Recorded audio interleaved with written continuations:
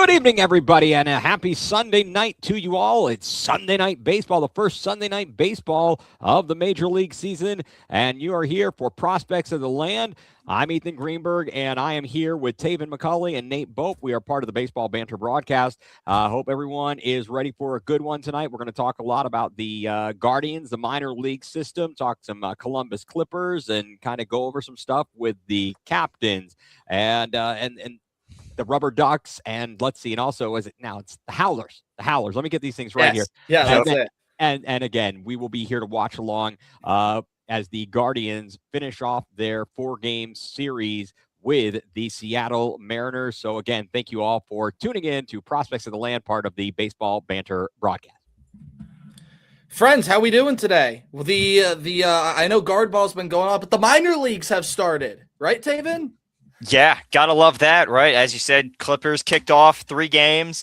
A little bit of action today. We'll get into that. One of our old friends from the Guardians providing, a use somewhere. At least he's doing something for somebody.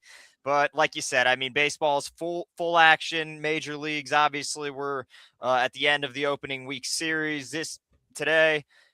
Clippers, and then got the other 3 starting up this week with the Ducks, the Captains, and now the Howlers. So it'll be fun to watch them, and especially the Howlers, see if they can kick things off for, on the right note, not just this year, but for their new identity. Yeah, especially coming off of a title, too. That's going to be fascinating. Before we do dive into the Clippers, because we are going to run through stuff a lot quicker than we usually do today, just because there's only 3 games to talk about. There was a trade made by the Guardians today. J-Rod, Jonathan Rodriguez, is joining his former Guardian counterpart, Jhonkensy Noel, in Baltimore. He has been traded for a bag of potato chips and a good long nap. That's pretty much the extent of what that trade was. Interestingly enough, there's a former Guardian staffer that's now in Baltimore. So that's where the connection comes from and why Noel and Rodriguez are both there. But neither of them provided much at the major league level. Of course, Big Christmas has the 1 home run against the Yankees in the postseason. It's very much an Oscar Gonzalez thing. Outside of that, really not much. It's been brutal, or it was brutal. It was kind of unfortunate. We thought he might be the power hitter we've been searching for a decade, and it wasn't to be. In fact, this morning was watching Major League and just reminiscing as I saw Pedro Serrano miss after curveball after curveball after curveball, and I could only think of Jhonkensy. And isn't it kind of funny, guys, that he made his debut, his first crushing blow against Baltimore? Yeah, yeah, I know. I remember watching it, and I'm like, holy smokes, this guy, here we go. And then he had the great home run in the playoffs, but he can't hit a breaking ball to save his life. And good riddance. I mean, good luck to Jonathan Rodriguez. Big fun. Yeah, I think a lot like Ethan said, right? I mean, a guy that we were banking on to have that power. Ultimately, the dude's been the AAA MVP. We know he can do it, but like me and Nate have touched all of last year, we've had so many of these quad A players, right?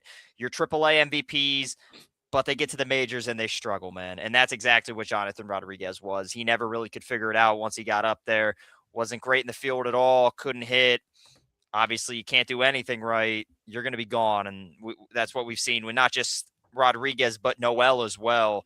And like Mike from the UK says right here, if he wants Nolan Jones to complete the trifecta, take him. But, I mean, two of the 3 guys that we really have harped on here that have just been struggling, being Noel, Rodriguez, and Jones, 2 of which are now no longer with the team. And, I mean, no complaints on my end. Well, let's get to talking about the guy that could complete the trifecta. It's definitely going to take a while in order for him to do so because of what he did. So the graphics are back. Prospects of the Land recap. Again, just 3 games. They all came from the Columbus Clippers, who did win their opening series against the Iowa Cubs. Actually watched a little bit of every game throughout, but today's game by far was the best one. So they open up with a loss 2-5. I should say 5-2 there on Friday. Kind of sort of struggled a little bit with the bat. Pitchers were not all that great, but bounced back with a win on Saturday. Nolan Jones had a big home run to give them the lead in that game. And then today, Nolan Jones with the go-ahead 3-run homer, and he is the player of the series. Went 4 for 12 with a 1.3 OPS, 2 home runs. That's how he scored the 2 runs, and 6 RBIs, again, including the 3-run shot today. It did not look promising for the Clip Show today. It was a bullpen game. Pitching really struggled. They only got 2 runs out of a bases loaded situation with no outs, but Nolan Jones came through after a Milan Tolentino solo home run. So the home runs really started to pile up in there. Again, Nolan Jones, your player of the series there. But some other good performances. Petey Halpin did have the other home run that we have yet to talk about. And then Travis Bazzana. You can sort of make, I don't know about too many conclusions. Again, obviously, it's early on in the season, but he went 3 for 12. That's a 250 average, 900 OPS, had a double and a triple, did get an RBI around as well. But I also want to touch on Juan Brito. He went 6 for 12 with a 1.366 OPS. Out of those 6 hits, 4 of them were doubles, roped into RBIs there as well. So lots of Clippers getting out to hot starts from the hitting standpoint. And on the pitching side of things, if the stat sheet would ever load properly, Will Dion's got to take the cake there. In his 1 game, came out of the bullpen, 3 innings, only 2 hits, 5 strikeouts. No Columbus starter went longer than 3 innings. It was Ryan Webb, it was Matt Jasek, and Rorik Maltrud. Again, pitching kind of struggled. It was up and down for the guys that did get on, but can't really draw many conclusions. A lot of bats starting off pretty well. We'll see how the Clippers grow from this, but this was a pretty good opening series against the iCubs, and Nolan Jones is your player of the series. Anyone that wants to fight that can do so, or just any thoughts overall from what Columbus did in their first 3 games.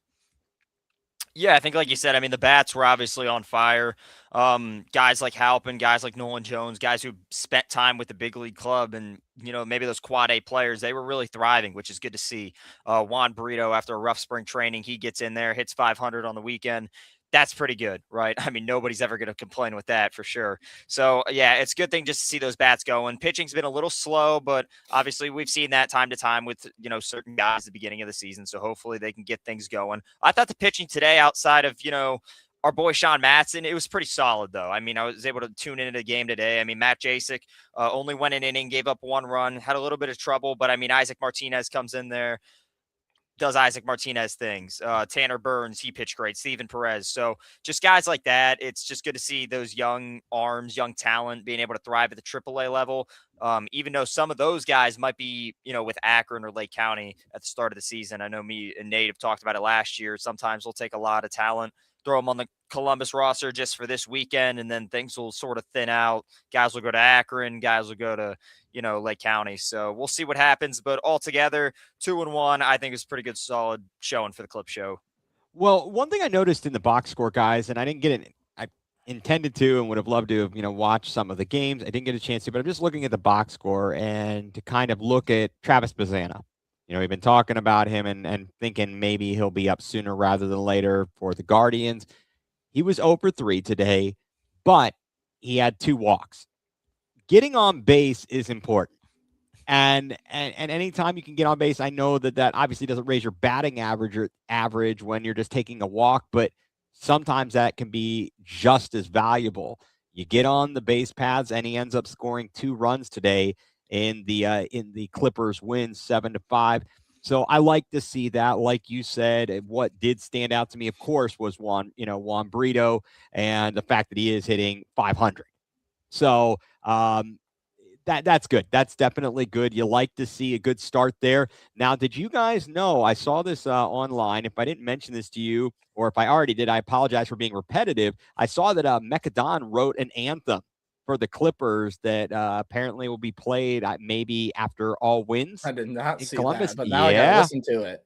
Yeah, I didn't. I don't know if I even necessarily heard it. I just saw a news story. It was on my social media feed. They were talking to Mekadon at the, down at the Clippers Stadium, and apparently he wrote an anthem. Now, Taven, you may be unaware of this, but he's written 2 anthems for Ohio State, and each time he's had an anthem, they've won the football national championship. So Okay. May his anthem writing carry over to the Clippers and get them a title in the International League.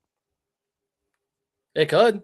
I mean, again, Hopefully. this is the team that when we look at it last year, Taven, if we remember, again, it just had all this loaded talent. Brian Rokia was down there for some time. It had Bazana, it had DeLauder, had all these guys that you just couldn't find space for in the Cleveland system, and it really struggled. It finished well below 500 last year. But again, this team, I know it's really early, and Travis Bazana is not going to be there that long, but AAA is the one team that out of anybody in the minor league system, out of any level, does stay the most consistent with the players that you have.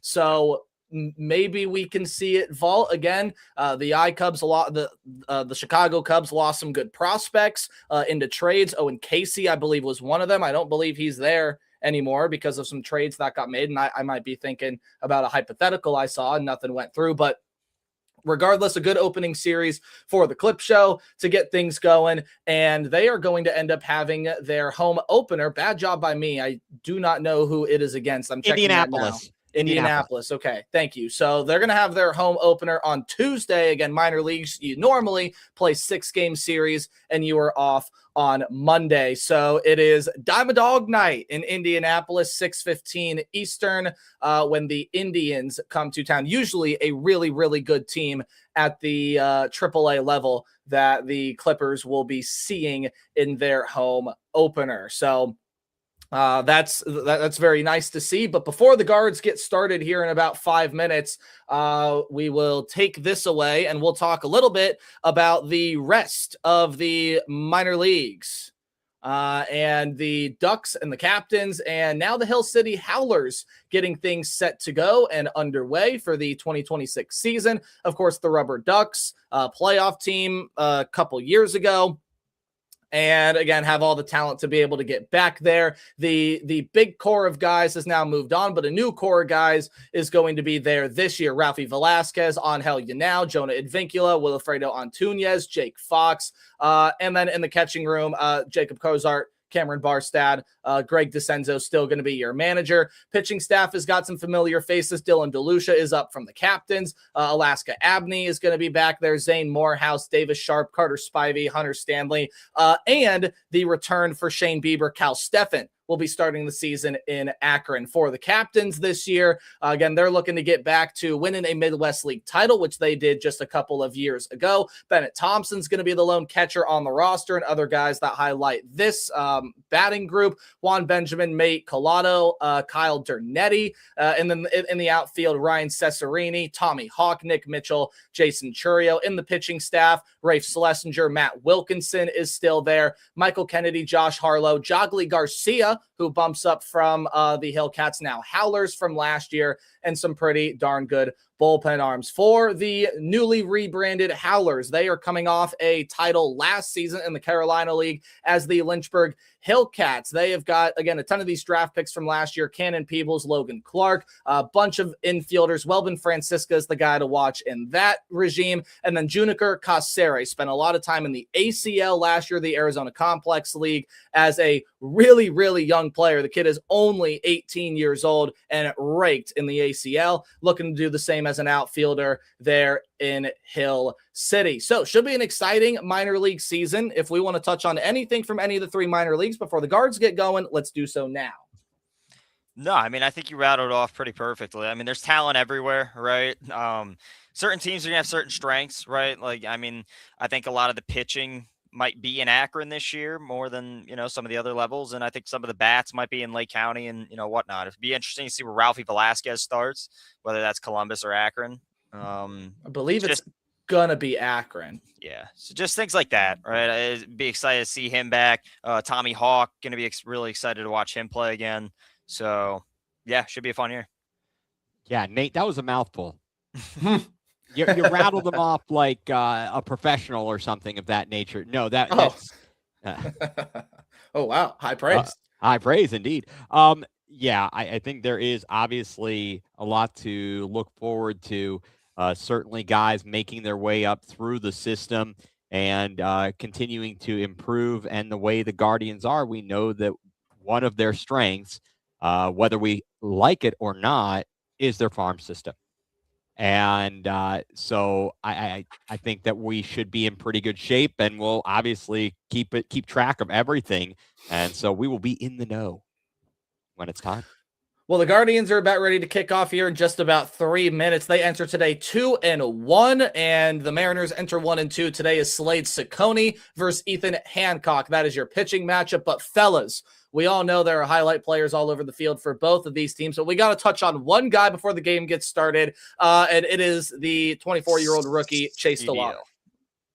Yeah. Holy crap. I mean, Ethan, you and I, again, were up until the crack of dawn, nearly 2 a.m., discussing the Guardians' opening day win against the Mariners, where CDL hit 2. And he has just hit a home run in every game since then. He has been absolutely on fire. He is now one of 2 major league players to hit 3 home runs in his first 3 games of the regular season. I believe the Japanese player from the White Sox added onto there as well. And there might be one more name that I am forgetting. But point to be said, the list is very, very short. It's because he's doing some really good things with the bat for Cleveland right now. It's unbelievable. As you and I were watching, we've been asking for this guy. Fans have been wanting him, and he couldn't get up because of various injuries and such. And finally he comes up. So that was a great story from the first 3 games so far. And really excited about that. That helmet he puts on in the dugout is hilarious. The new home run helmet. Medieval times there. So yeah, I don't want to expand or expound too much on a bunch of other things. We'll have plenty of time to chat here about all that's been going on, but I'll let you, Taven, let you take it away with any thoughts there on CDL. Yeah, I mean, just like you said, a guy that we've all been just waiting for, right? It'd be nice to have this last year, when he should have been up, but obviously injuries are tough, right? He's talked about them. He's grateful that he's up now. And I mean, so is everybody else, right? I mean, just what he's been able to do is absolutely insane, right? Like Nate said, one of, I think, only 3 players have homered in each of their first 3 games. I mean, we expected him to be good, don't get me wrong, but we didn't expect this from CDL. I don't think anybody has. Now, he hasn't looked great in the field. That is my one gripe. I'm sorry to rain on everybody's parade. Yep, and that's not a big complaint at all. Like, obviously, I'm not stuck up on that whatsoever. I'm looking at CDL, 3 home runs. Kid is an absolute machine. There's one thing that we could, develop and work on. It would be his presence in that outfield. But other than that, what else is there to say? I mean, he's an absolute beast. Yeah. So 4 homes. So it's 2 on opening night and 1 of the each. Was it 1 each of the next 2 nights? Correct. Yep. So he's got 4. His pace is slowed down, but yeah, that misplay in the first game, trying to make that tough running catch. That's crazy. Sorry, I'm seeing comments here and losing my mind. But yeah, I don't know. Not really much to complain about. Well, the Guardians are about ready to get going here. Your lineup today, Quan is going to be playing, I believe, in. Yeah, I'm. we'll get to the game in a minute. What with everyone else happened? UConn. I just watched the play. I mean, I just the dude saw that heaved it. I mean, they turned it over. Wow. What happened? Duke had the ball up to with 10 seconds. They inbounded it. They turned the damn ball over. And the guy from UConn chucked it up from like about 30 feet, 35 feet. 35 feet. Swish. And 0.3 seconds left. Duke's toast. They're done. Down by 1. They're done. Because you have to inbound from the backcourt and it's catch and shoot. There's no Christian Laettner move here. All right, I'm sorry. I got totally derailed. Wow. Let's talk guards. This is what happens when the NCAA tournament. All right, here's your starting lineup as Stephen Quan takes the mound. I'll run play-by-play. He's not taking the mound either. Quan's taking the mound? All right. In the box. In the box. Oh my God. We're off to a good start. Hancock. We're off to a great start. And you already called him Ethan Hancock, which I appreciate. But Emerson Hancock to the left. We're off to a great flying start. Yep. Kwan's going to foul one back, so now it's 0-2. Here's your lineup. Kwan starts in leadoff in center. DeLauder in right field batting second. Ramirez gets his day off in the field as usual per Sunday ritual. He is your designated hitter in the 3-hole. Manzo's at first, batting fourth. Naylor behind the dish is batting fifth. Schneemann at third for Ramirez. Kwan takes ball 1. He's batting sixth. Arias at short, batting seventh. Kafis in left in the 8-hole, and Rocchio rounds out the order in ninth. Again, Slade Ciccone is trying to get off a pretty good season last year on the mound, and the 1-2 to Kwan is on the way. About the same location. It evens the count at 2-2. Thoughts on the lineup today, gentlemen, real fast? Seems good to me. I got no problem. I want to see Kwan kind of get going. He's starting to feel it. Obviously, opening night wasn't wonderful for him, but we've got to see him getting on base and setting the table. And fouls one back, so we'll do it again at 2-2. Has started the year with 286, does have a couple of RBI-based knocks in the first 2 games after the supposed slow start, but yeah, just doesn't look like himself. A little bit higher strikeout rate than usual. Kwan will ground one easy to the first baseman Naylor, and Hancock covers the bag, 1 out. Guardians are going to be in their road grays, and in the cream-colored jerseys are the Mariners. Fellas, do we like these? They're not bad. Ethan might disagree. Yeah, I already complained about Indiana, the University of was it Indiana? No, Nebraska last week, and they're terrible cream-colored Adidas uniforms. But yeah, all right. I'm gonna digress from that. We got Chase DeLauder at the plate, and they're showing replays now. So it is what Chase it is. DeLauder's at the plate and fouled the first offering off. Again, they're going to show it from last night. Can we talk about the home run from last night too? I mean, we've said this how many times about Chase DeLauder. He just kind of throws the bat at the ball and it goes 375. Exactly. Unreal. And that one yesterday was to the opposite field as Hancock spikes a changeup for ball 1, evens the count against DeLauder. Whoa, hey now, that one to the backstop. Am I a little behind? Yep, a little bit. Yeah, to the backstop. It got away from him. Just a bit inside. Yeah, just a bit inside. So now 2-1. Peacock is freezing on me. What the heck, man? All right, we got a 2-1. 2-1 count. The wind of the pitch swung on, hit in the air on the left side. Will it make it into the seats? Third baseman giving chase, and will run out of room. It's in the stands. Evens a count. 2 balls, 2 strikes. Hancock trying to get the second put out of the first inning, the top half of the first. All right, we're back for me now.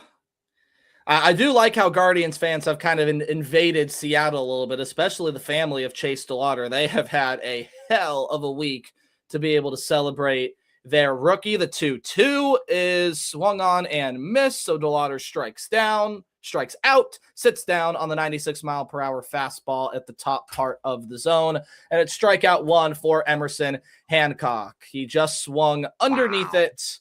It had great movement. I mean, Taven, what are your thoughts? What's your take on that pitch there? Hold up, just seeing it now. Yeah, Hancock's a beast. Again, and what's very impressive. Obviously, you hit 3 home runs against anybody. There are 4 matter. Like, it's just unthinkable, right? As your first 3 games.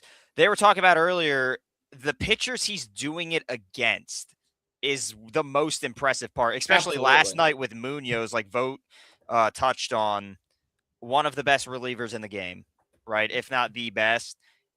And CDL throws a bat at it in extra innings, game on the line. I mean, come on. What else could you ask for?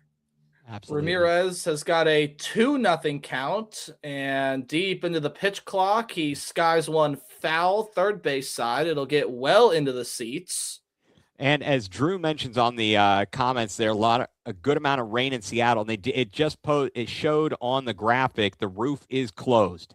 Yep, roof is closed. So they are staying dry in Seattle, and that's something that's nice about having the collapsible roof. Seattle will not experience many delays this year. Wait, collapsible? That's Tampa. This is retractable, but the same difference. I'm having a heck of a time today. It's all good. We got you, dude. Fouled back 2-2 on the fastball, the outside part of the plate. Ramirez is hitting lefty against the right-handed Hancock to begin this game. I can't take it seriously. I'm too much of a Family Guy watcher to take anybody named Hancock seriously. And the count is full, way outside. Missed his spot badly, so we'll do it again. Not do it again. Guys, we're having a heck of a time already. It's all right. We're going to regroup. Yeah, we are. Again, first inning. It's all right. 3-2 is fouled away. Another fastball. Hancock has thrown a lot of them here early. He is just attacking this Guardians lineup, which depends on how we're swinging the bat. Sometimes that can work out pretty well. And outside, Ramirez will draw the walk. And the Guardians have their first runner with Kyle Manzardo step into the dish. Did have an RBI base hit behind Ramirez yesterday. Yes. We're going to need that. I mean, again, having people behind Ramirez to lift him up, make it so much better. We saw it on opening night with Rhys Hoskins, and that's going to have to continue. Manzardo, Hoskins, whomever is behind there. Well, Manzardo's going to take strike one. Whoa, he looked terrible on that one. That was a cut on a pitch that had some movement. Didn't look great. He was kind of tied up. He was handcuffed. So the 0-1 with Ramirez on first is on its way. Swung on and fouled back. They're having fun. Whoever the camera operator is liking their switching of angles in the middle of pitches. Yeah. Yep. Is this going to be a Netflix debacle? I think NBC will do a lot better than Netflix. Their score bug is certainly better. I do like the score bug a lot. The 0-2, he wanted to bite on it, doesn't, lays off the sweeper. It hits the bottom near side corner and will go for ball one. So 1-2 now, Hancock to Manzardo. Still top of the first, obviously no score.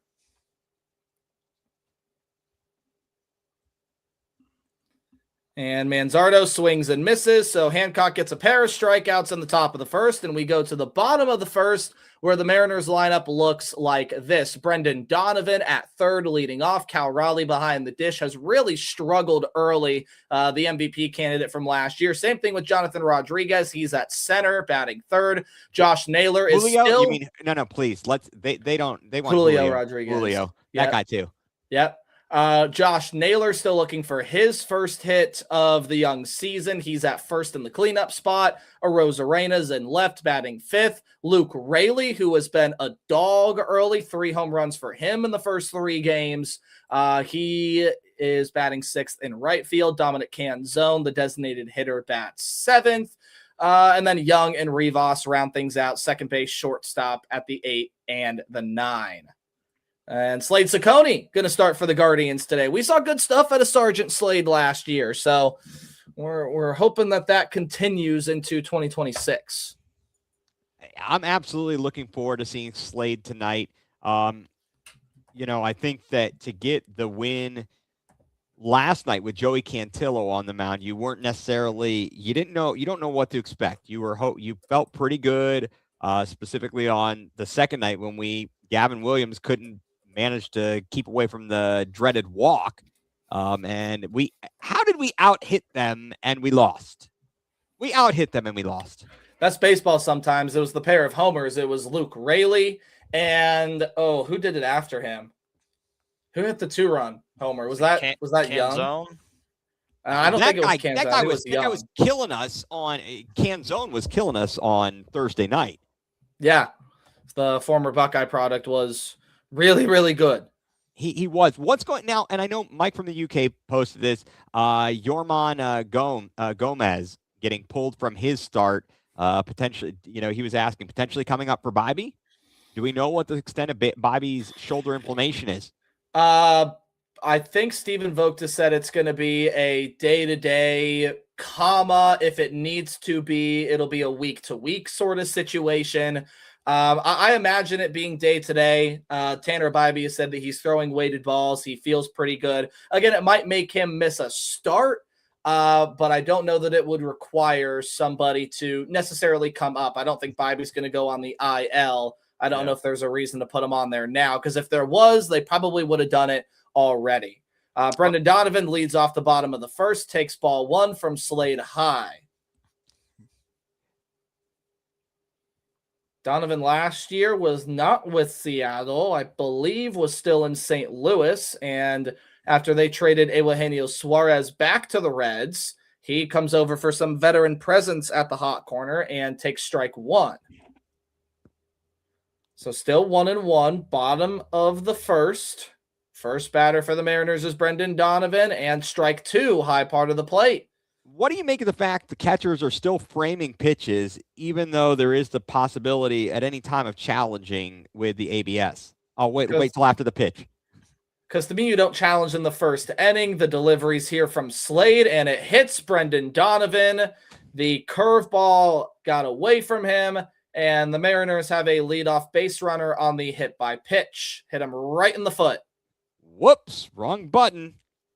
He just yanked it. That's all he did was just yank it. So now Cal Raleigh steps to the plate, has struck out 9 times to open the season, which leads Major League Baseball. First delivery from Slade is high, ball 1. Yeah, Cal Raleigh has really, really struggled, man. He has, and you missed it, Taven. We had a guy on who was a Mets fan who was very he does not like Cal Raleigh. He had a lot of choice words about him. For some reason. The 1-0 is in on the inside part of the plate. Sergeant Slade is liking that zone right now. He's pumping his fastball inside to these left-handed hitters. Raleigh, the MVP candidate last year, digs in for the 1-1, and it's high, 2-1. Is all I can say about Slade in the first couple batters. Yeah, here. he's been a little inconsistent for sure. Raleigh, again, last year in AL history, he's tied for the 3rd most home runs in a single season, with the 60 bomb, the debated greatest season by a catcher. That's what he wanted to do with the first curveball on Brendan Donovan, and it runs inside on Raleigh, who has worked a 3-1 count. I don't know if I need to hold up my fingers in reverse based upon which way we're looking at it here. And that slider is inside, so Slade missing his spot. He's wanted to, again, attack these lefties inside, and Seattle's got their first 2 base runners aboard. And so here's Julio Rodriguez. Maybe it would be better if it was Jonathan Rodriguez, please. Oh, no. Well, much like – go ahead. I was going to say, this is not a good start. It's not ideal to put your first 2 hitters on. Now you're in a jam early. The only thing that you like as the cutter gets away from Rodriguez, he swings and misses at a pitch outside, fooled him. The only thing that you do like about this is, again, there's not a lot of speed on the base paths. Donovan's not going to steal a lot. Riley's not going to steal a lot. J-Rod has struggled, and he's prone to chase as that cutter is in. And not as much bite as the last one, but it finds the strike zone, so 0-2.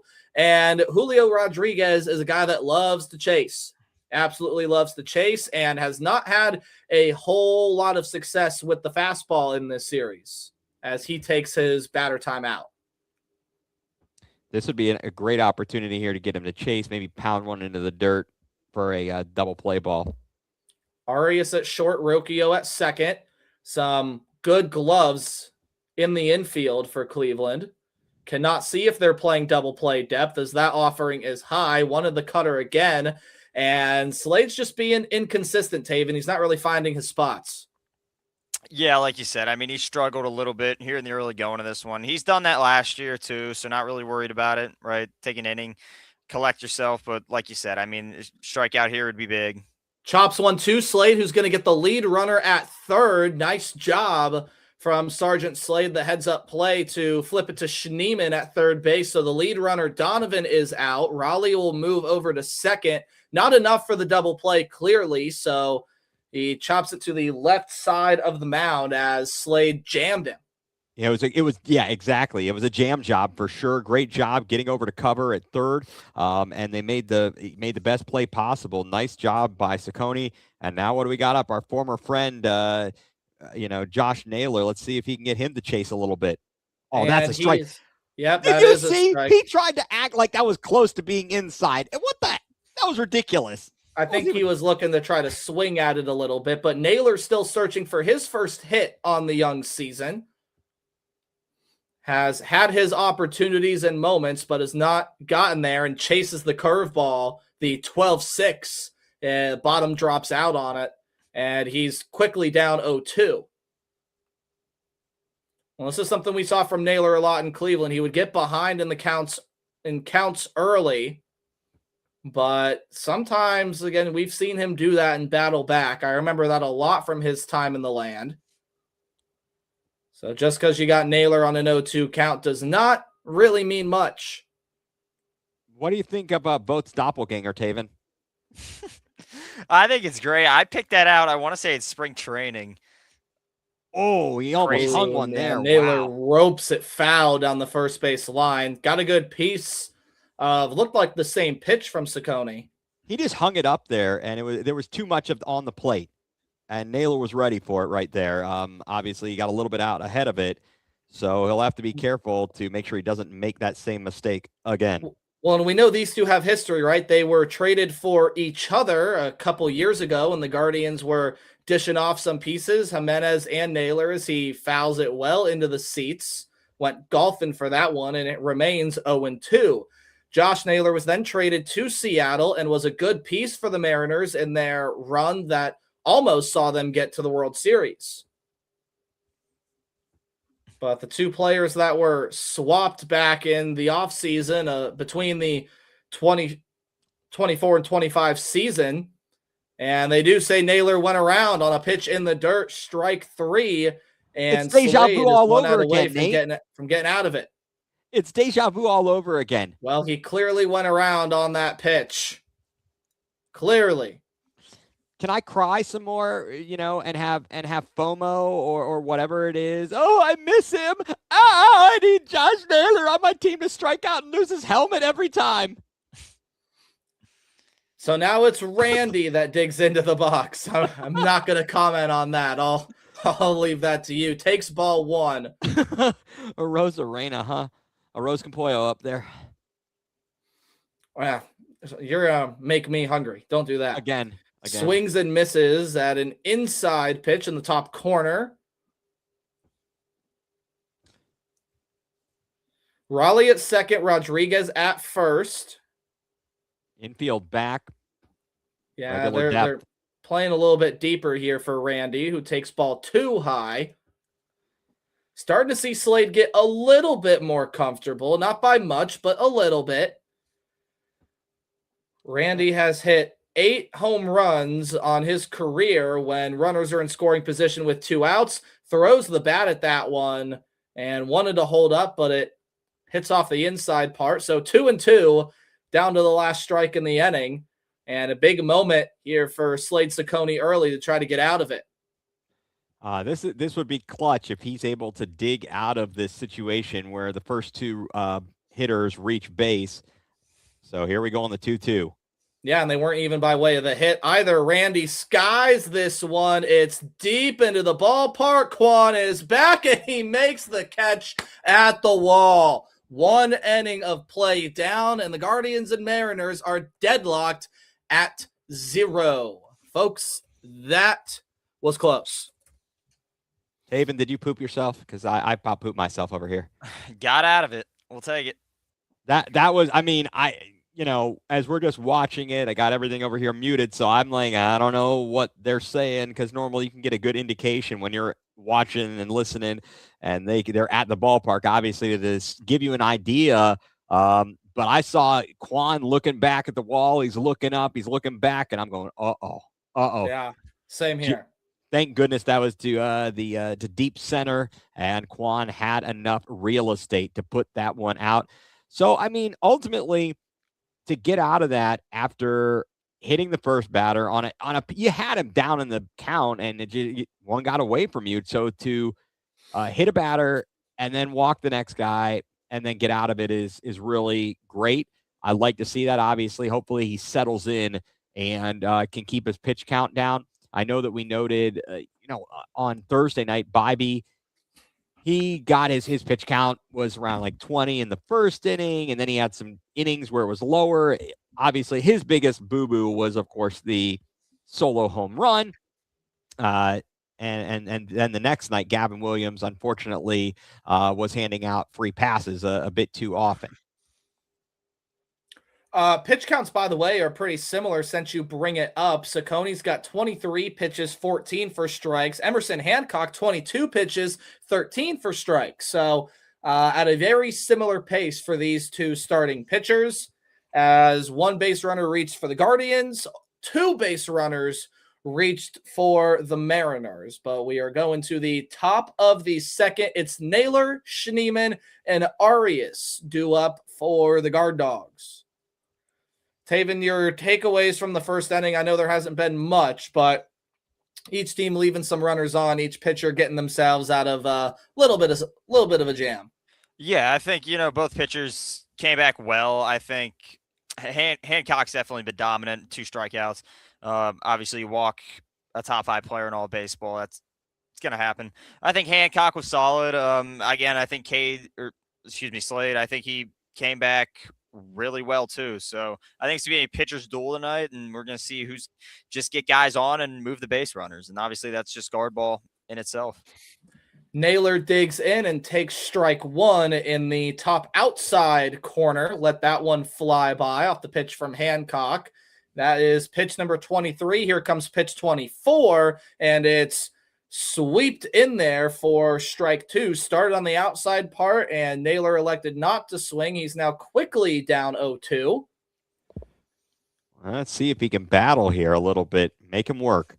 That'd be good to see from Bo. A lot of Guardians fans expecting a breakout season, but he'll strike out on 3 pitches, swings at the fastball high, and already 1 away. Third strikeout for Hancock. Little sidearm delivery, had some run on it, and Naylor swung under it.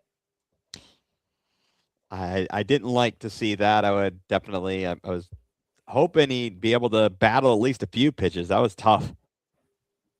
We don't have any storms in my area today, so shouldn't have to worry about the scramble at the early part of the alternate broadcast here. Hey, it made it exciting, Nate. I mean, it did make it exciting. It made it very stressful, but it was exciting. Yep. 1-0 to Schneemann on the outside part, so it's 2-0. Schneemann has started out the year okay, 167 average. Greatness is at the plates, fellas. Big Schneemann guy, I know that. Again, playing the hot corner today due to Ramirez's scheduled day off. That pitch is going to be in there for a strike. The sinker, as it was dubbed, is watched by Schneemann on the inside part. Schneemann. Schneemann Marcus. We got the ump cam going, and Schneemann fouls off the 4th pitch of the at-bat. So it's 2-2. Ethan, I think you're just the umpire tonight. Every count. I try to be. Nate and I, we were trying to get it framed up the other night. Whenever we were just doing the twos. Deuces are wild. 2-2, swung on and down the line, but foul. Got a good piece of it, just a little ahead. Well, here we go. This is an opportunity. So 5 pitches into this count. Yep. And you gotta make this guy work. Clearly to get Bo Naylor out so quickly. Let's have a better at bat from Schneemann. And dribbles this one foul down the same baseline, so we'll do it again.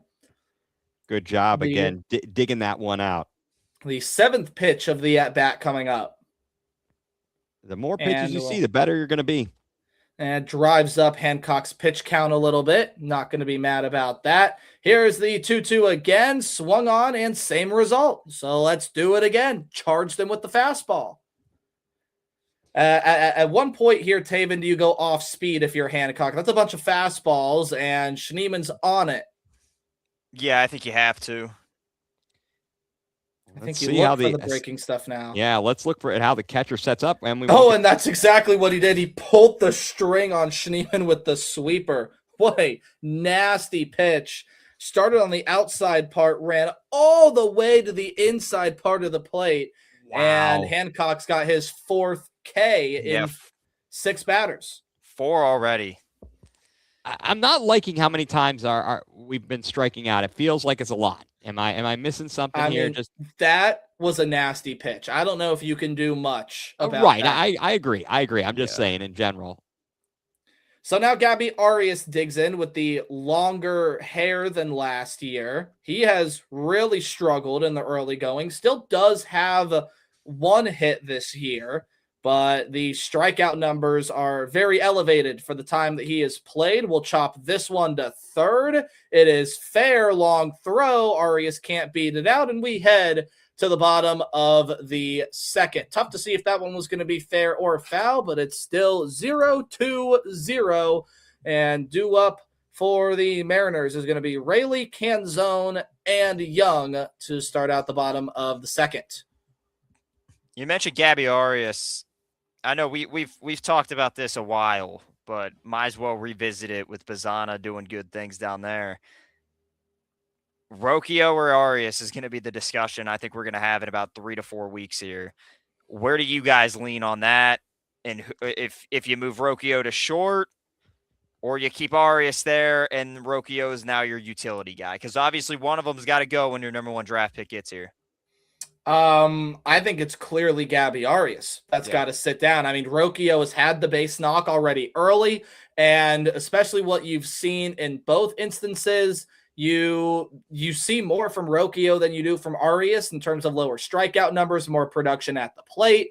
And I think at that point, you probably move Rocchio back to shortstop. Now, here's one thing that I will throw out that maybe we can discuss as Travis Bazana continues to do good things in Columbus. If that continues to be the case, do you try him out at shortstop at all? Or are you not going to mess with what's worked and keep him at second?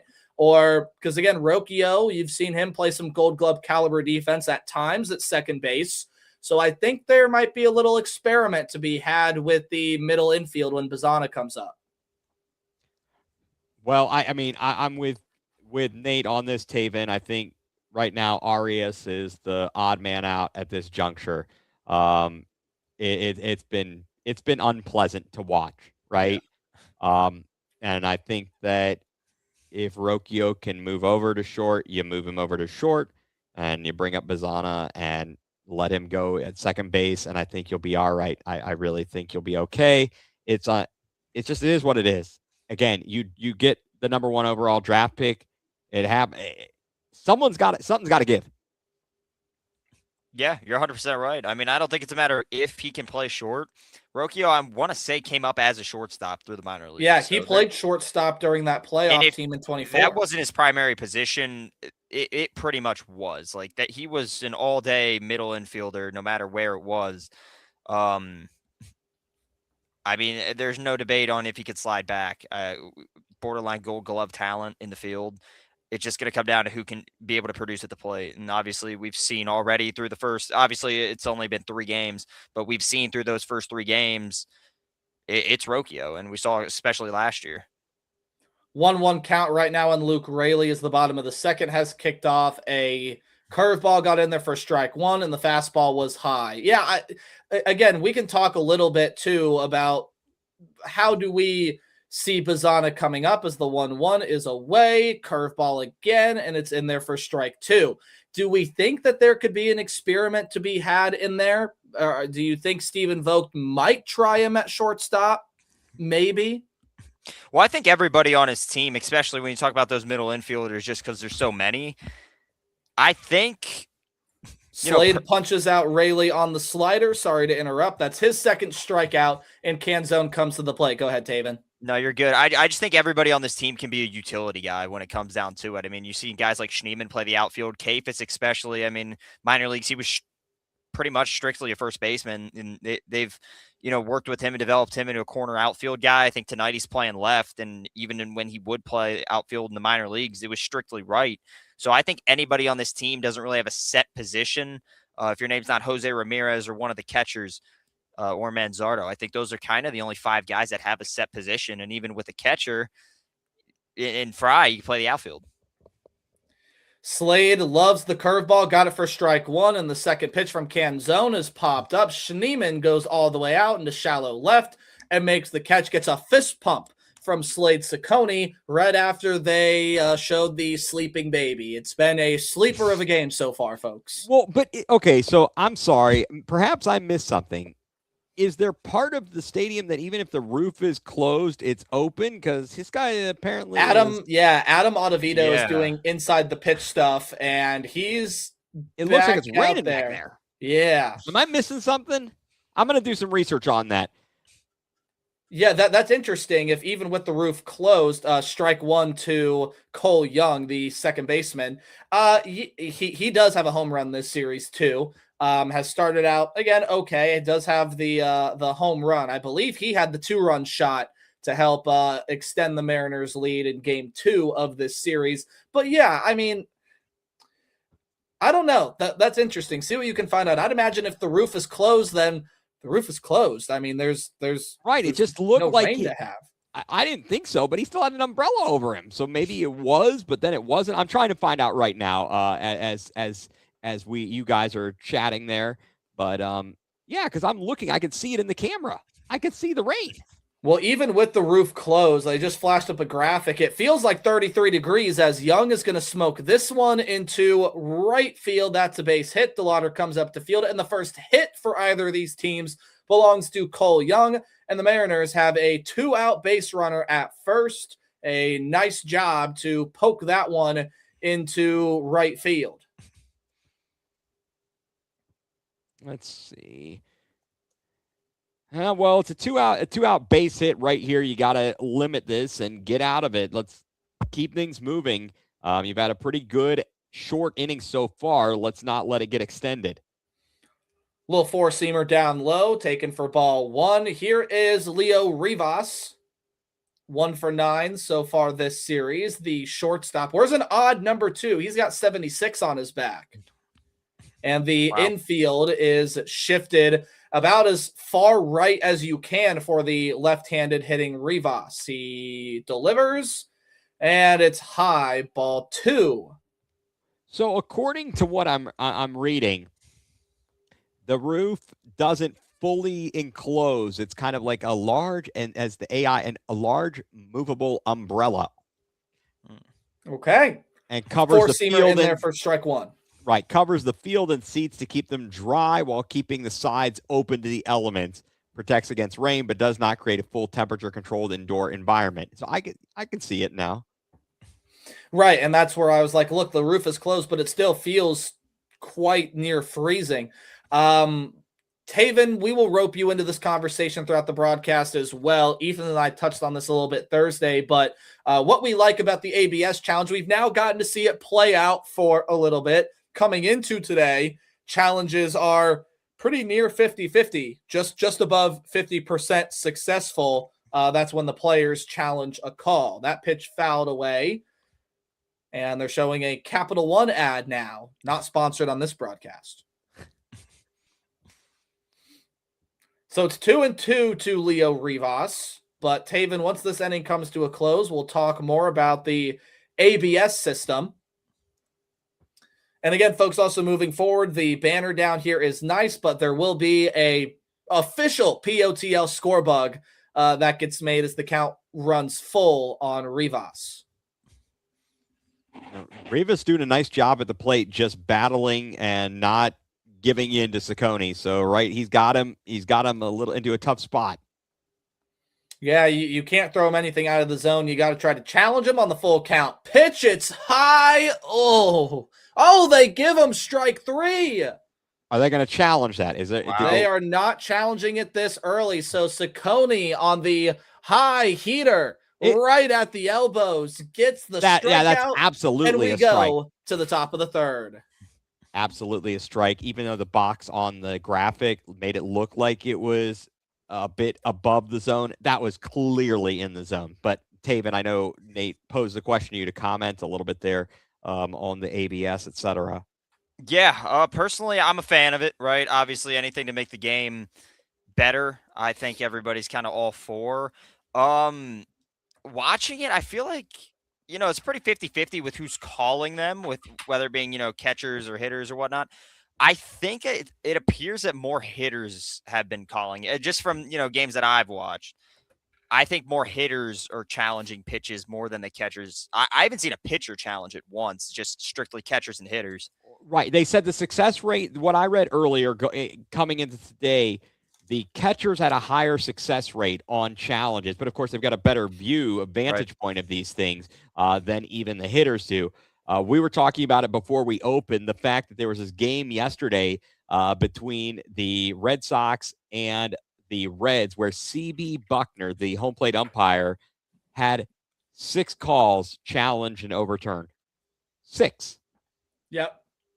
And that's why it's here for things why like can't that. we just get them 100% right and let them CB Buckner for you? Well, I mean, it's tough, right? Because obviously you want the umpires to be 100%, but I guarantee you, if any of us went behind that plate, I get it. But we have the technology, so use the technology. It's not that we're saying we hate you, you're a terrible person, you're awful. We're saying we've got technology to get this right. You be there for the other aspects and let the computerized thing even the playing field, as it were. So that someone's not like, hey, today this umpire's calling this and this one's calling that. No. I've always been a fan of the umpire behind the plate because it's still, it still matters. Like, I don't think you can just take what's been an integral part of baseball, the strike 3 counts, the ball 4, the guy standing behind the play. I just don't think you can take that away as far as the calling balls and strikes aspect. And more on this after the first pitch to the left fielder today, CJ Kayfus is in there for a strike. I just get a feeling that I just don't think you can take that away from the game. I like the challenge system. I think it's going to make it more interesting. It poses some interesting strategy as Kayfus swings through that heater down 0-2. Yeah, I know. I understand what you're saying. I don't want to have a situation where you're out of a challenge because the guy stinks. Yeah. That's very true. Kayfus fouls off, offering 3, another fastball. He's pumping him with heat here, and we'll do it again at 0-2. And I think, some of these calls, it makes you appreciate the umpires some of the time. Like, I want to say yesterday, there was a pitch. I want to say it was challenged. It was a called ball. It was challenged by the Guardians hitter, and it was unsuccessful. I know Nate's got something. Kayfus swings through a high fastball. That is the 5th strikeout already for Emerson Hancock in the top of the 3rd. Man is absolutely dealing. But anyway, they said after it was challenge reviewed or whatever, 0.2 inches from it being a strike. I think it was Underwood said, like, you could barely slide a credit card through there. Gene Steratore got out his index card. Yeah, that's funny. 0-1 count on Rocchio, 9-hole hitter.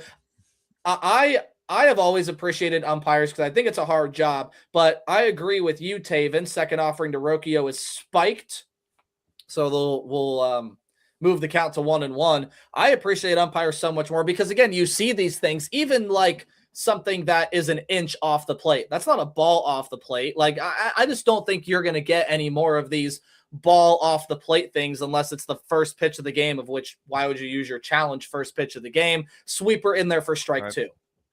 That movement on his pitch is nasty. His sweeper is disgusting. And he's only thrown it 17% of the time, but it's filthy. He loves his fastball, that's for sure. Tries to get the sweeper back door, doesn't have the movement, and it evens the count 2-2.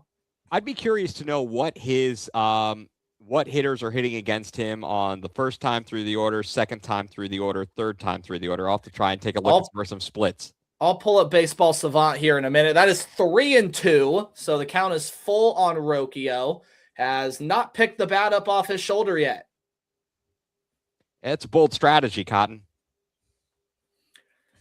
Swung on and fouled away. Do it again. We'll see if we can get a battle from Rocchio. A battlio from Rocchio. Yeah, it'd be nice to get him on even with 2 outs, and then you get on and you go back to the top of the order with Stephen Kwan. We have reached an hour mark here on the stream. 3-2 count to Rocchio was fouled away. Thanks for everybody tuning in to Prospects of the Land, now part of the Baseball Banter broadcast. Make sure that you like and follow and subscribe to all the different pages, including everything else that Jeremy Lara Quente and the gang have going on the Baseball Banter broadcast. Some great stuff that gets pumped out daily as we cover everything going on in Major League Baseball. Yet again, another foul ball. I believe this is going to end up being pitch, I want to say pitch number 8 on the at-bat coming up here. Yeah, pitch number 8's coming up. I think those hats with those jerseys might be the worst hats in the entire league. For everybody Naylor at home, it is himself to first. It is a black hat with just a white S. That's the whole thing to it. You might think there's another aspect. No, that is it. It is just a black hat with a white S on it. You know, I kind of like the simplicity. Hey, if you were a hot dog, would you eat yourself? I know I would. I'd be delicious. I'd scrub myself a brown mustard relish. All right, if you're under the age of like me, you may not know. Oh, wait, that was only the second out. My bad. Yep. Stephen Kwan is now up to bat as we flip the lineup card over, and he fouls the first offering back. If you didn't hear me over Taven, not throwing shade at my counterpart here, it was a ground ball to first base that Naylor. But it was a terrible hat. It overshadows everything. Yeah. Oh, no. It absolutely is a very bad hat. The 0-1 taking its time to get to Kwan, and he lays off of it. Patient hitting, still the theme of the year for number 38 in the outfield. I think when you take everything into account with how well this team's been hitting opposed to last year, Kwan has struggled at the plate these first 3 games. So the fact that this team has been able to produce runs with the exception of Saturday or Friday's game 2, where they only had the 1 run, which is the home run off of DeLauder. It's been pretty impressive that your leadoff guy struggled and you've been able to get results from inside the box. Just off the plate for ball 2, and Kwan pops it up on the infield. Raleigh's back. Now the third baseman, Donovan, comes in and makes it, and we are still scoreless through 2.5. Slade will be back in the bottom of the third after these commercial breaks, which we don't take on Prospects of the Land. That's a nice thing about tuning in. No commercials, commercial free. I was tired without our commercials, the other night. To be fair, it was also 10:10 at night. It also was. I think that actually what we do need is we're going to need to get some sponsors up in here during these moments, and we could do some live reads. We could produce some commercials. We got some talent around here. Hey, thanks for calling Harry Carey Hot Dog. Would you like to eat me? I'd be delicious. We could do some fun stuff over here. I think it would be good. I think it would be solid. I'm sure there's some local eateries that would love to be a part of our broadcast. Maybe a hoagie. I think we could all go for some hoagies. I do like a hoagie. Hey, let's run through and take a look around the league while we do have a moment too. Again, as part of the Baseball Banter broadcast, we want to do our job to also give our opinion on what is going on around Major League Baseball. Fellas, anything that stands out to you from the first weekend? The Blue Jays, Yankees, Brewers, Dodgers, and Marlins have all won their first 3 games. Interesting, to say the least. I mean, a lot of choose your words carefully, buddy. You're going to look at the Marlins, and that's going to be like a question mark. They played the Rockies. Let's slow down. Good point. And they won each game by one run. Yeah. Hey, someone's got to suck. That would be going to be the Rockies again. And speaking of the Rockies, they are one of not 1, not 2, but 3 teams in the NL West to be winless through their first series. The Diamondbacks got swept by the Dodgers. The Giants got swept by the Yankees. The Diamondbacks got swept by the Rogers, and the Rockies got swept by the Marlins. The Rogers? Who are the Rogers? What did I say? You said swept by the Rogers. That's close enough. Again, we knew what you were going for. And I'm getting a better picture now as they come back on the NBC Sunday night on Peacock Sunday Night Baseball a better idea. Yeah, of the what whole that back of roof the is, stadium's open. which is kind of pretty cool, except for the fact that it's flipping cold. Oh, Donovan skies this one right field. DeLauder giving chase. He's out of room, but it's foul. And it looks like the fan made the catch with no glove. that's gonna leave a mark. He doesn't seem too bothered by it. Let's watch this again. He had some. Oh, what a grab! One hand. Mossed everyone. He sure did. And his girlfriend's like, "Are you gonna give me that ball?" And he's like, "No." Yeah. Hell no. I earned this. What are they showing in the broadcast? Oh, look at this. They got somebody who's got a little bobblehead there, a little figurine. is that Rick Manning? I mean, it May is Rick Manning on the 15th, broadcast. 1981. Yes, it is. Did he hit him again? And they hit for- Brendan Donovan again. Back foot curveball. And Brendan Donovan on the 0-2 count reaches base on the second hit by pitch from Ciccone. Ooh, that might have bounced in front of him. I thought it hit the front foot again. It either bounced in front of him or just clipped that front foot. Regardless, It looks like it hit the he dirt is on first base. Are they going to challenge it? Yeah, I don't think that's a challengeable play. What do you mean it's not a challengeable play? I would Either- think if it it- is. If it didn't hit the guy, how's it not challengeable? Oh, no, it is. All right, thank you. It is. Let's see. Who is this? That is Rick Manning and Len Barker, the perfect game. Day of the Len Barker. That must have been the day of the perfect game. The last no-hitter for the Guardians. So Rick Manning on the broadcast with Jason Benetti, Adam Ottavino, and some others. I like the NBC crew. I'm a big fan of Jason Benetti. Big fan. Hey, he's better than Brian Anderson. I don't mind Brian Anderson, actually.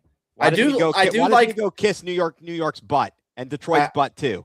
I do think Jason Benetti is better, but I am not opposed to Brian Anderson.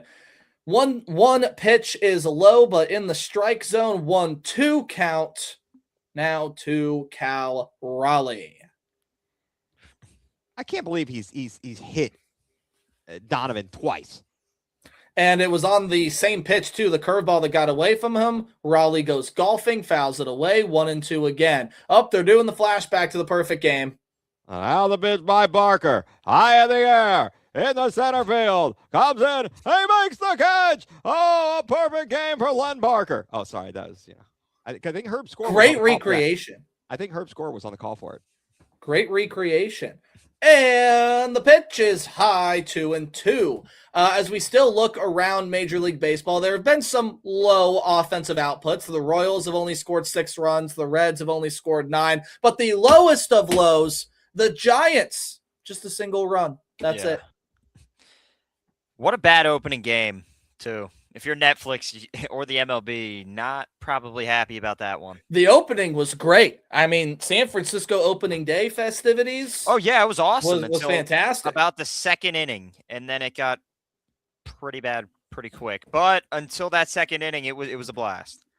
Raleigh chops this one into the dirt. They've got to get over cover first, and they do so. Big dumper, not the fastest down the base path as he bumbled his way down there. And that'll be out number 1 here in this inning. Chop this one in the dirt. There was some indecision and some slippage by, let's see, was that Manzardo over there to get to it? Yeah, Manzardo had a little bit. There was indecision, and then he slipped a little bit as he went to get to that ball. So obviously, got Raleigh out by 2 steps. Thank goodness, but now runner in scoring position with 1 down. Rodriguez at the plate will sky this one left field. It's going to be easy. Left center. Quan comes over and makes the catch. He steals it from Kefis. And on the first pitch, there's out number 2. Donovan will be held at third. And here comes Josh Naylor. That was a loud out, but, and you're watching it, and I'm like, okay, how are we going to do? This is a different person who is patrolling out there in the outfield and in center, and Quan, and as confident as I am in Stephen Kwan, it's still new to see him out there and to see how he's going to handle situations.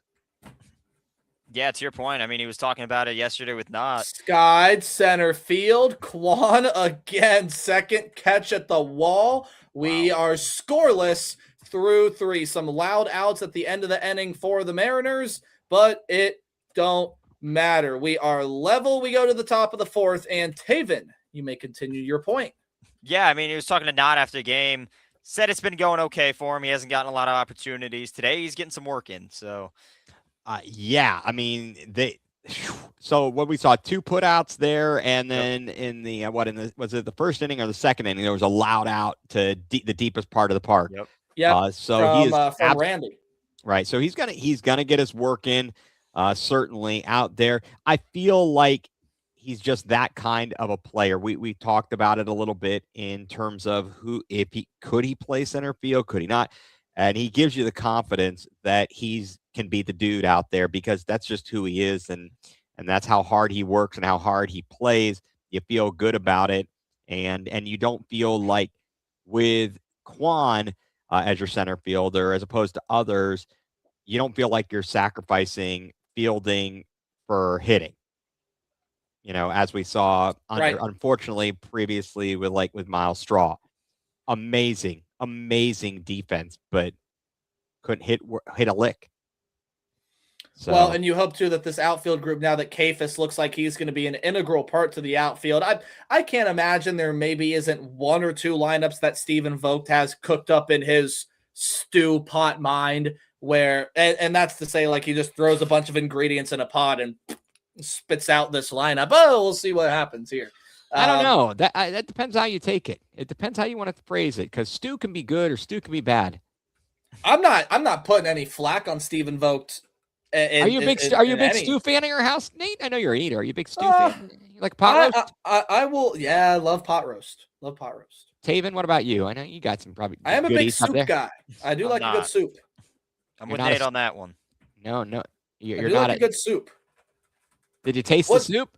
What is the difference between soup and stew? Well, stew is very thick. It's got some meat to it.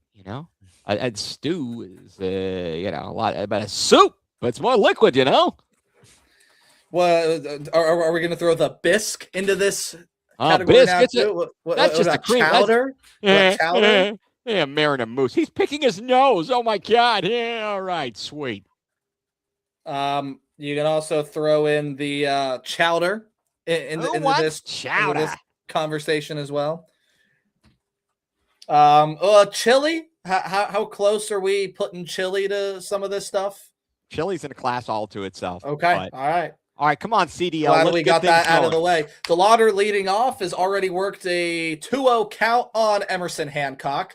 5 strikeouts through 3 innings. We are in the top of the 4th. Game going by pretty fast here, gentlemen. Swings through the fastball. 2-1. And they are talking to the Seattle manager. And now they're not. Oh, the Moose was being very offensive there. 2-1 to CDL. Swing and a high pop up. It'll go foul on the third base side, and Donovan makes the catch near the dugout. 1 away. It was too high. They're getting DeLauder. I give these pitchers credit. They're going after him too. You think, topic 1 in that clubhouse today would have been, let's maybe pitch around this guy. Yeah, showing no fear, absolutely not. And the question will be: is it a matter of people need to figure out CDL and what he likes, what he doesn't like, and where you can get him out? So it's to be continued. I think it's also the fact of, look, you have to realize who you have on the mound here too. I think the other guys, not that Hancock doesn't have the stuff to pitch around him, but he loves that fastball so much. I think, there's no way that you don't attack every hitter you face because you're so reliant on that 4-seamer that can top out around 95, 96, 97 miles an hour. And he's got 1-1 to Jose Ramirez, who walked his first time up. Will set and fire. Ramirez fouls it away. 1-2.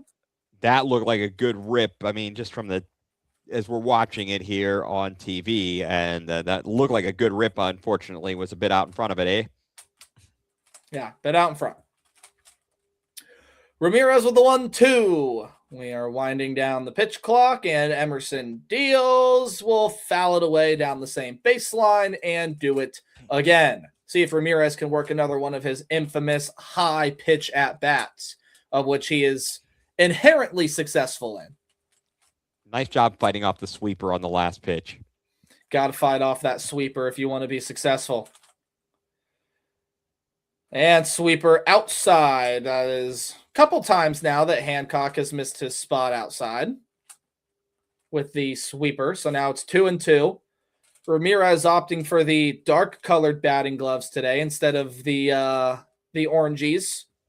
2-2, swung through the high fastball, and that is Hancock's pitch. Loves the high fastball.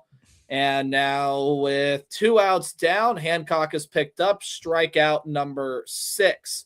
Guys, he's really pumping the zone with these fastballs, and even when they're not in the zone, they're high, and it's getting hitters to chase. It's the stereotypical high cheese, but it's working out for Emerson well with Kyle Manzardo up. Thoughts after the first offering? It's a ball low on the sweeper. Just getting him to chase that high fastball. No, we look like it looks like Swiss cheese out there. Lots of holes in it. It is Holes in the cold. bats. Manzardo just went to breathe or something on the bat. Lot of you know what I'm talking Vapor, about. condensation. You see your breath, is Yeah. what you're saying. Yeah. A lot of it too. 1-1 Manzardo after he took a strike will put it into the seats. Down the third base line. So he was. So if you're putting as a left-handed hitter, he's putting it down into the third base side. That means he was behind on it.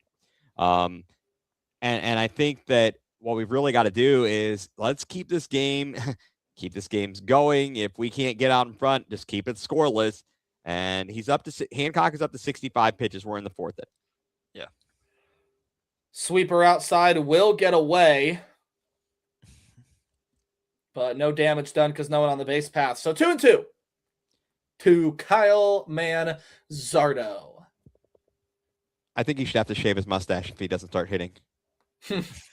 Yankee rule. Does he have a hit 2-2. yet? Yeah, he does. Remember, he had the RBI hit yesterday. Lays off. He said no swing to the third base umpire. I have his name in front of me. Let's pull that up. Third base umpire Ryan Additon. Yeah, attaboy. That was a good holdup there by Manzardo. So now it's worked a 3-2 count, the 6th pitch, and the payoff coming up now. He fouls it back on the fastball at 93.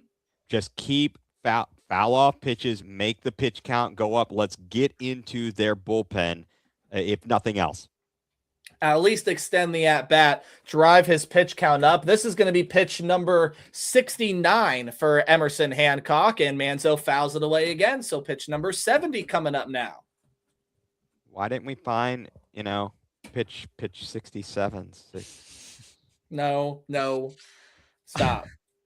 I will take you off the stage, buddy. Top of the 4th, 3-2 gone. Manzardo at the plate. They punch him out. Low strike, clipped the zone, and we go to the bottom of the 4th. We are still scoreless off 7 strikeouts from Emerson Hancock. He's throwing a no-hitter. He's throwing a no-hitter right now. I mean, Saucony's only given up 1 hit, but a no-hitter right now for Hancock. And why do I feel like what's the history? What are the numbers on how many times the stinking Guardians have gotten no hit? Well, remember 2023? It felt like they got no hit every game. It was brutal. It was. Yeah. I'm without words to describe. In 2023, they got no hit like pretty much every game, man. I don't know, but it was absolutely brutal, and it's interesting how cold. So the way that the MLB set up the schedule, they send Cleveland out west to start the season, as we oftentimes run into weather problems in the early part of the season, late March, early April, in areas like Cleveland. And so far it's been all right. And obviously you have the roof, so you're not worried about the rain, but the cold temperatures, you'd hope to avoid that. And now you're not even going to do that. And last year, what did we got? I forget. I may not have been with you guys discussing it. We went to Kansas City and Minnesota last year to open. Yeah. Yep. And Sounds so right. that's no better. I'm doing some research here. Don't mind my typing here. I am going to pull up Baseball Savant. I'm going to get some more details on our two pitchers that are so far pitching shutouts through 3.5. Baseball Savant, if you don't know, is a fantastic website. Every baseball fan should know what Baseball Savant is. And if you don't, I cast shame. Shame. We are looking for Emerson Hancock. There is also another Emerson, Colt Emerson, within the organization. I believe he's their top prospect. So, looking good. Let's see. Looks like the Guardians Indians have been no hit, according to what I'm seeing online. And although maybe it's not right, look, 15 times. 15 times they've been no hit. And let's see, in 2020. In their history. In 2021, Rodon no-hit us in a did they just come back just late? We just we got an out. Yeah, ground ball out. Randy Arozarena is done. I believe that was just a one pitch at bat. Beautiful. First one in play was a sweeper grounded down there to the third baseman Schneemann for out number 1. Then Wade Miley on May 7th of 2021 no-hit us from Cincinnati. And I'll wait until after this pitch. I remember that game. First pitch to Luke Raley in his second at bat. He will take strike high. He struck out in the second, one of 3 strikeout victims for Sergeant Slade so far. And second pitch is in there for a strike on the inside part. Go ahead. And then there was another one. Now, this says it was 8 innings by the starter, Corbin Burns, and 1 inning for Josh Hader against Milwaukee. We were no-hit in September of 2021. 2021 was a brutal year, man. The 0-2 is spiked, so 1 and 2. So that's technically 3. And then you said 2023. We only actually got a no-hit once. And that was so maybe it was 2021 I was thinking about was the brutal really bad, year. yeah. Framber Valdez, who is now with Detroit. Yeah. And that was the last year of the Indians, right?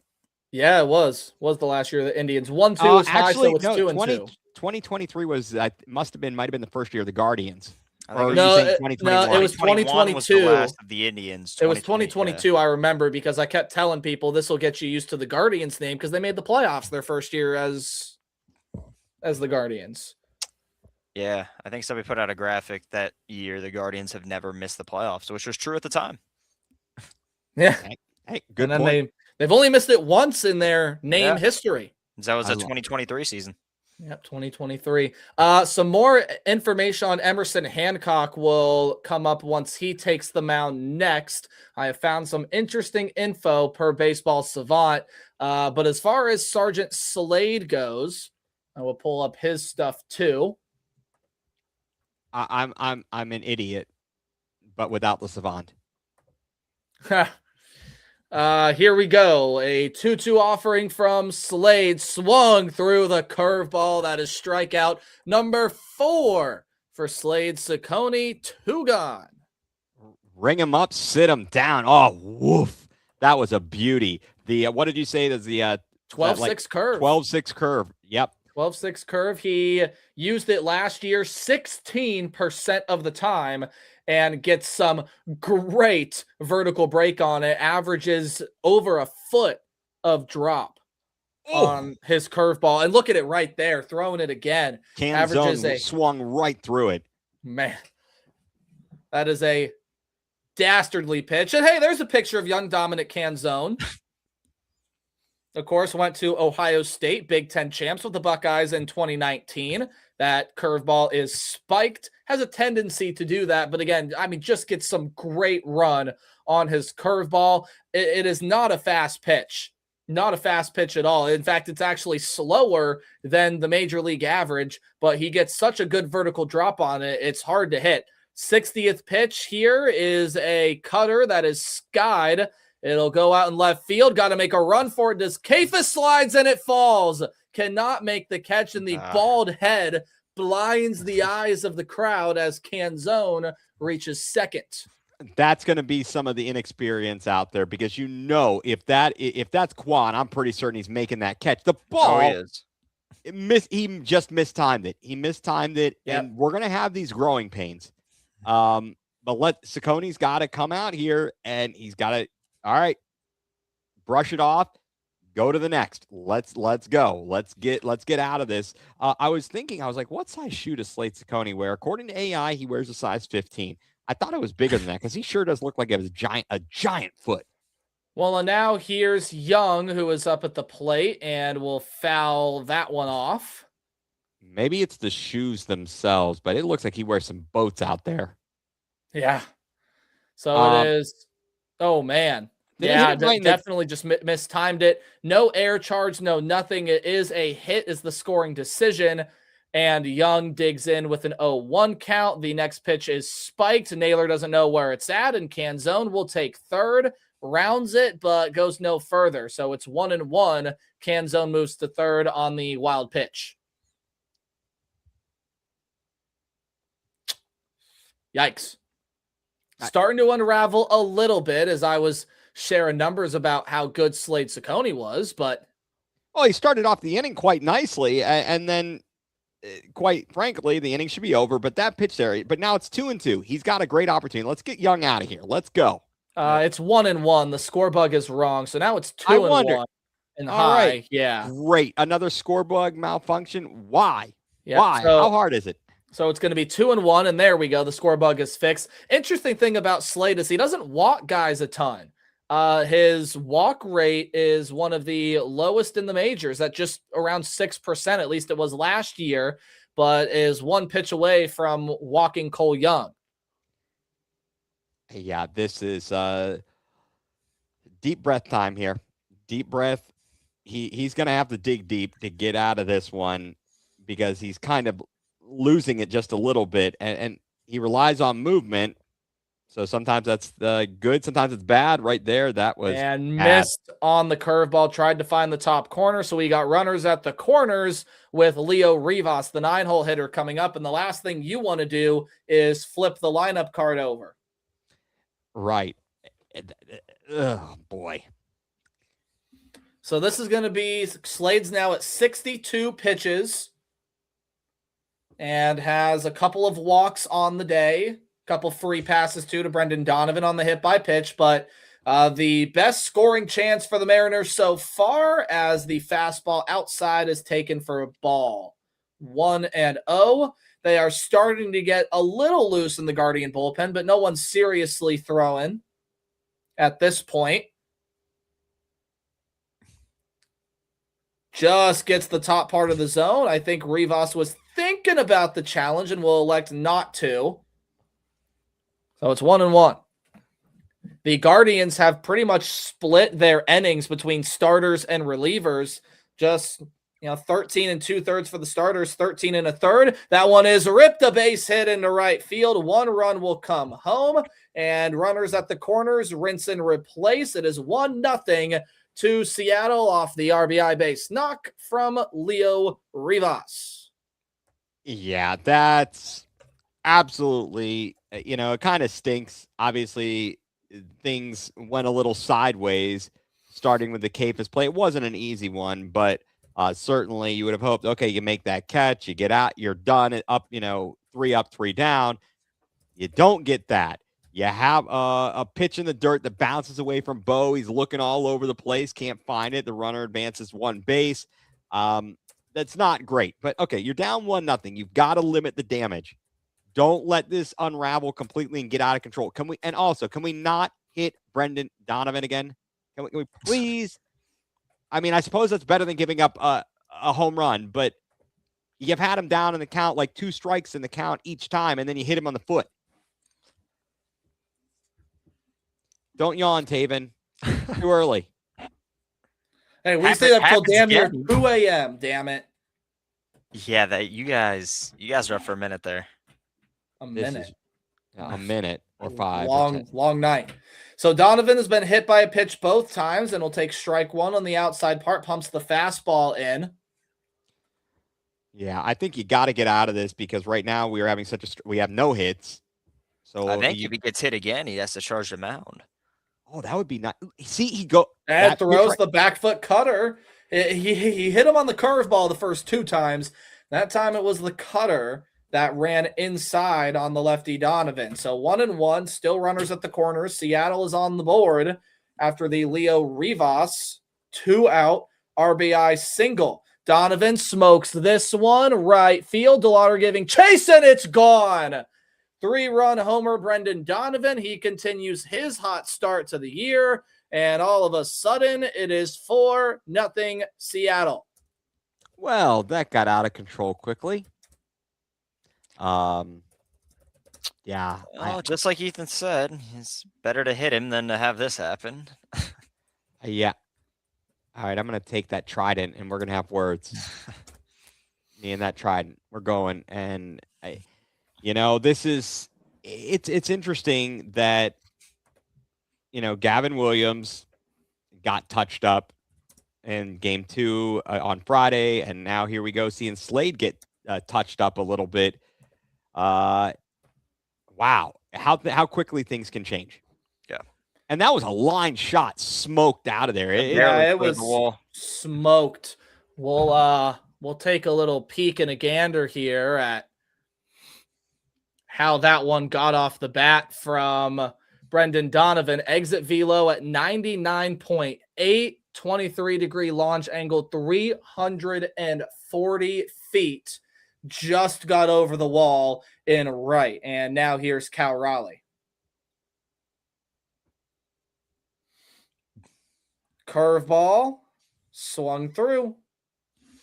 All right. And struck him out. So that's going to end the inning. So limits, well, I can't even say limits the damage because all the runners that were on base scored thanks to the Brendan Donovan home run. It's time to see, how do the Guardians respond, or can they with the gem of a game that Emerson Hancock is pitching? We'll find out as we go to the top of the 5th. Fellas, that was a little rough. Things went off the rails for Ciccone there in that inning, as you said there, Ethan. And the Guardians still getting no hit by Emerson Hancock, who is pitching quite the gem right now, but his pitch count is running high. So you just got to keep working his pitch count, and you hope to get him out of there sooner rather than later. Right. Even if you can't get on base, keep working his pitch count to the point that they're like, all right, we're going to pull you. It's early in the season. We don't want to have any arm injuries or anything of that nature. How many pitches are we up to for their pitch? I will find that information I'm trying to shortly. Trying to switch screens here, and we'll take if I can figure it out on my own, I will as well. He is up to 70. All right. 70 pitches, and now Ciccone's right up there. He would have had a lot fewer if he hadn't pooped the bed there in the bottom half of the 4th. I think if you could manage to get him up to 100 pitches in the next couple innings, you'll get to the bullpen. But it would obviously be nice if you could start making a dent into him. What do we have coming up here? I think they're going to be pretty careful with it here. It is going to be Naylor, Schneemann, and Arias. Yep. They have gone 1, 2, 3 the past 2 innings. So looking to change that. Yeah, coming up. They've got to do something to kind of break the momentum. Can we get a slap hit? Maybe a little bit of a bunt? Anything? Do we have anybody fast in the? Schneemann's pretty quick, huh? Right? Yeah. Yeah. Schneemann can be pretty quick. I don't know that any of them will necessarily steal a lot of bases. Well, no, I'm just saying get on base. Right. Break the concentration, break the rhythm, get on base and start something. And they're doing a feature showing the guy with his lobster rolls or something. Dude, that thing looks phenomenal. I had a very light dinner. I'm going to need some sustenance after this. Maybe you go get an Archburger. Haven't tried it yet. How much do you think that thing is? That thing, probably $35. Easy. Gotta be. $35 easy. But look at the boat you get with it. Yeah. I mean, the boat's worth the price of admission right there. 2-0 to Naylor, 1 on the outside part and 1 down low. Oh, look at this. They are serving him in the booth. Looks like that's some fried stuff on top. Guys, this is why sports media is the place to be. You get free food in the booth. I wish I would get some free food in my booth, but it was just me in here. YOC. Oh, look at that thing. The scallions dude, on that top. Thing looks are those absolutely. Or are those peppers? I can't tell. That thing looks unbelievable. 3-0 to Naylor High and taken for a strike. Yeah, he was taken all the way there. Given the Oh, yeah. situation, I don't blame him one bit for not having the green light. Get somebody on. The fastball from Hancock, he's thrown 40 of them. As Naylor pops this one up, it'll go out of play. And he has thrown, I'm looking to see what pitch this is. He has thrown the sweeper 18 times today. Oh, nice outside camera view. Too bad we're playing in the facility, which they're not showing right now. Oh, there we go. 3-2 now as the count is full on Naylor. And Naylor strikes out. Well, he had another a 3-0. He was ahead in the count, 3-0. He took on 3-0, which I was fine with. And I don't know, on that 3-1 pitch, guys, was it one that you felt like he needed to get it? I probably missed it, fouled it off. I didn't catch probably exactly. Disagree with the fouling off of that pitch if hindsight's 2020. Well, now here's Daniel Schneemann and fouls his first offering back. It was low in the zone off the 42nd fastball thrown by Emerson Hancock in the game. All right, I'm going to make a crotchety old man take in about 2 seconds. Dude, you're having real troubles with dipping the chip there. Right. My crotchety old – you want to know my crotchety old man take? You're showing the game. I don't care about the guy trying to eat his food. Let's watch the game. That's true. I would agree with you. It does look delicious, but now it's just making me hungry. Schneemann puts this one in play. It's a chopper. It hits off first base, but Naylor is there to glove it. Could have been a lucky break if Schneemann was a little bit quicker down the line, but maybe look to see if it was going to go foul. He was a little hesitant out of the box. Yeah, I mean, a fortunate bounce for the Mariners and Josh Naylor for that to pop up the way it did. It didn't pop in any different direction. It went straight up in the air, and he's able to gather it. And Hancock is quickly getting through this inning. We need to take him deep into this account. Maybe Gabby will surprise us, but I'm not anticipating that. 79 pitches. That was pitch number 80 for Emerson Hancock. So you would like to see Gabby work it a little bit. And maybe they are very conservative with Hancock to start out. Yeah, you see the coldness of the breath, as Taven was saying earlier. But here is the second offering, fouled back. That might have been the first offering. Nope, that was the second. I was right. So 2 fouls for Gabby. Pitch number 80. He's getting up there in that pitch count. Yeah, that was pitch 81. So the question becomes, do you remain conservative, or with how well he's pitching, do you let him go into the 6th? Gets away from him. So 1 and 2 on the sweeper. I think they're going to pitch him the 6th as well. Nothing passed, even if, again, he doesn't give up another hit. Right. Yeah, he'll absolutely be out in the 6th inning at this rate. And a swing and a miss from Gabby. Yet another strikeout for Emerson Hancock. We've played 5 in the Mariners. Or I said we played 4.5, and the Mariners are up 4-0. They get a chance to add to their lead on the other side. That is strikeout number 9 for Emerson Hancock. And folks, we are just seeing a gem from a young arm that's going to be very good in the rotation for Seattle this year. Right. Well, let me throw something out there, guys.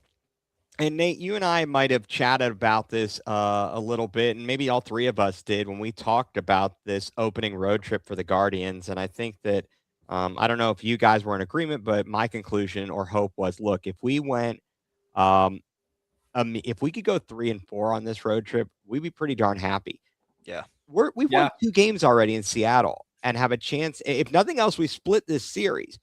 If you keep winning series, if you don't lose the series, you're going to do fine.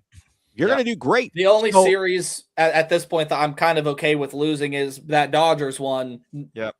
At the beginning of this week. That's about the only one that I'm looking at and thinking, you know what, if we lose that one, big deal, right? Even with that Dodgers series, obviously the Dodgers are just an absolute beast, but you're able to get a game. Like, they haven't looked great. I've been able to watch 2 Dodgers games Arizona should have had that game won last night. I mean, they limited, I want to say LA to 3 or 4 hits, and then Will Smith came in the bottom of the 8th, just had an absolute tank into right field and put them on top 3-2. But like the Dodgers haven't been this juggernaut yet that I think we're all waiting for them to be.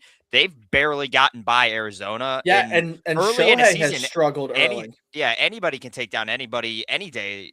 You know, baseball is baseball, but especially earlier in the season.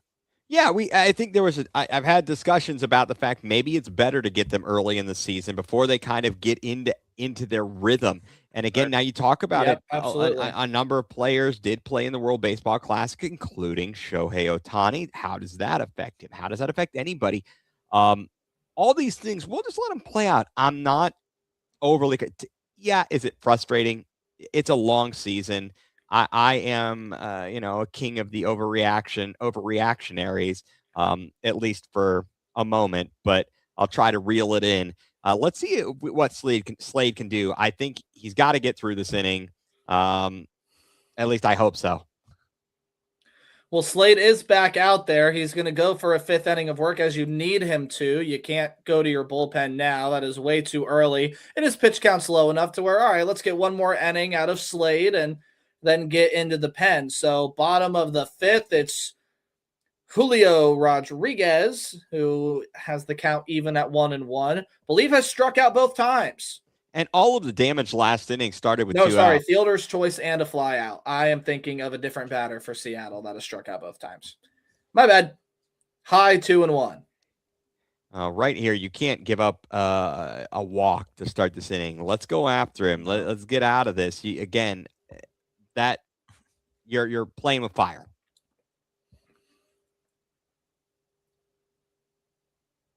The 2-1 is on its way. In there for a strike, gave him the cutter.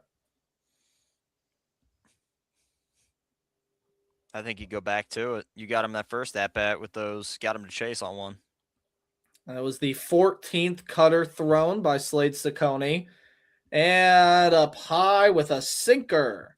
Just his 3rd one thrown. It's his highest velocity pitch. And it works the count full. If you're wondering where I'm getting my numbers, by the way, it is Baseball Savant. I got the chart pulled up and everything. So now we go for pitch 5, and it's well high. He yanked the sinker. Didn't sink. It went high. It sink. It was the opposite of sink. It elevated. What the hell's going on out here? Oh my. And they're replaying Game 7 of the ALCS. And man, boy, weren't the Blue Jays a whisker away from winning the World Series. I was watching, and I was so rooting for them. One of the best Game 7s, possibly ever. Ah, darn it! Caught, and Julio held up. So that's the second time that we've seen Gabby Arias make that catch, a line drive to short. Would he have been better off dropping it, though? It was a double play ball. Naylor's never getting down to first base. You drop it, you flip the second, you throw to first. But you risk that eating you up. It's a tough play if you. Hindsight is 2020.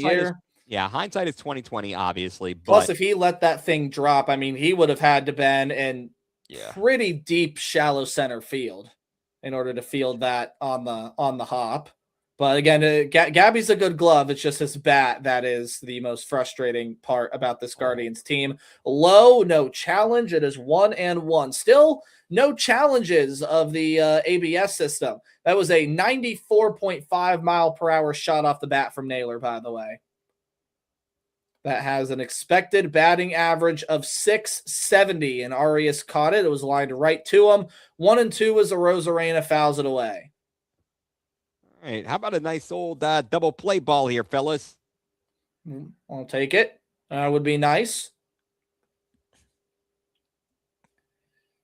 The pitch is low. It's a sinker. That time it sunk. Oh, boy. They threw up the graphic. They did it. You sons of... 77 years. Inside and high, 3-2. Yeah. The over 3/4 century wait for a title in Cleveland has been close. It's been close. Heartbreak. 3-2, runner on first. It is skied by Arozarena, drifting over, diving is Kayfus. He can't make the catch, and it's going to get past Quan. Julio's at third. He's going to round the base, and that is going to be 5-0 for Seattle. Seeing Kayfus struggle out there on left. It's an RBI double for Randy Arozarena. Can we put David Fry out there? Doesn't he play left field? That's a good question. Why do I think David Fry played some left field a few years ago? I want to say he played right. Anybody? Can we get John Kenzie back? Put him in right. No. I mean, they've both been really tough plays. I know. It feels like being able to get the jump on it and make those types of plays. Unfortunately, you go and you say, well, we have a Gold Glover in Stephen Kwan. We move him to center.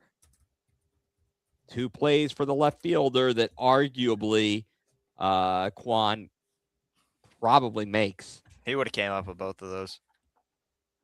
And now look what's going on. I understand it's early in the season, but it is something to look at and think about, and they're going to have to just track it as we go. Hey, Peyton Pallette, warming up in the pen.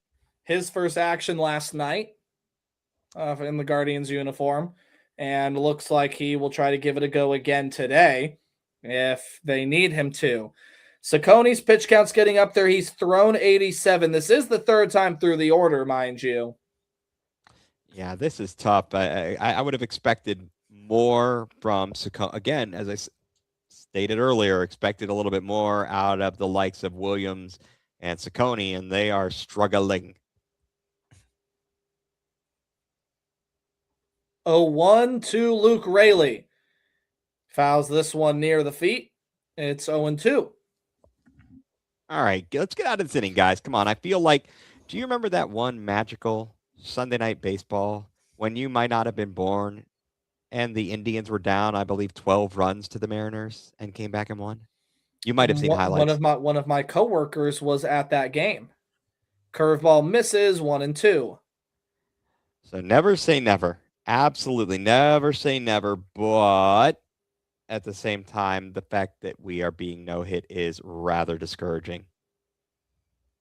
Very discouraging. Those are the problems with the lineup. I'll run a stat here at the top of the sixth that will put everyone's head in hands. Oh, please don't do that. It's my job. All right. Well, that's fair enough. I'm over here. 2-2, 1 out, runner on second. Just get out of it, Slade. And curveball misses again. So for the second or third time, we've seen Slade start 0-2, and now the count has worked full. Yeah, if you're walking here, I think you've got to go to Pallette. Definitely.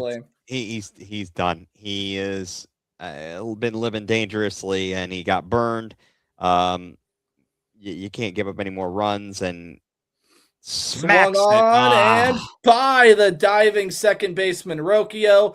That is going to be 6-0 as Randy scores standing up, and that might do it for Sacconi. Luke Raley does it for the Mariners, and this is where the lineup becomes really dangerous for Seattle. This is not pleasant. You know, I was going to say, going into today's action, we're 2-1 and only a -1 run differential. I mean, only, or amazingly, we're above 500, but negative in the run differential. Better than the White Sox, though. Staggering -19 at 0-3. Wow. Guys, this is troubling. But I'm not troubling, but only for so long. And I guess, again, we go back to this is a long season, and you figure there's going to be other nights where Sacconi's stuff is hitting. Those pitches that he's throwing that are just tailing off and hitting somebody in the foot, and instead of sinking, they're elevating. He'll be hitting those. I don't know how much the temperatures play into that as well. The last 3 hits off the bat, 94.5 was the line out from Josh Naylor, 87.7 from Randy, and that one 83.7 from Luke Rayleigh. So is that okay? I'm going to ask a dumb That's question. miles per hour, right? Exit velo. But that doesn't seem. It seems like they're decreasing. So what would that indicate? Just simply that his anything above 80 miles an hour is pretty good contact. Okay. All right. I didn't know because, you talked about the Naylor one being in the 90 something. And then. Yeah. Anything above 80 miles an hour usually is some pretty good contact and lead to some pretty good expected batting averages. Like the expected batting average on Josh Naylor's line out was, 2/3 of the time that's a hit. And the Randy double was actually the one that is a little bit shocking. It was 160 batting average. By the way, the Brendan Donovan home run is a home run in just 4 of the 30 major league ballparks. Just 4. That was a real kick in the groin, buddy. Which would be one of them. Let's take a little peek in a gander. The Athletics minor league park, Daikin Park in Houston, the Short Porch in Yankee Stadium, and T-Mobile Park in Seattle are the ones. But the ones where it would have been a home run, that hit. I'm frustrated that we haven't gotten a freaking hit tonight.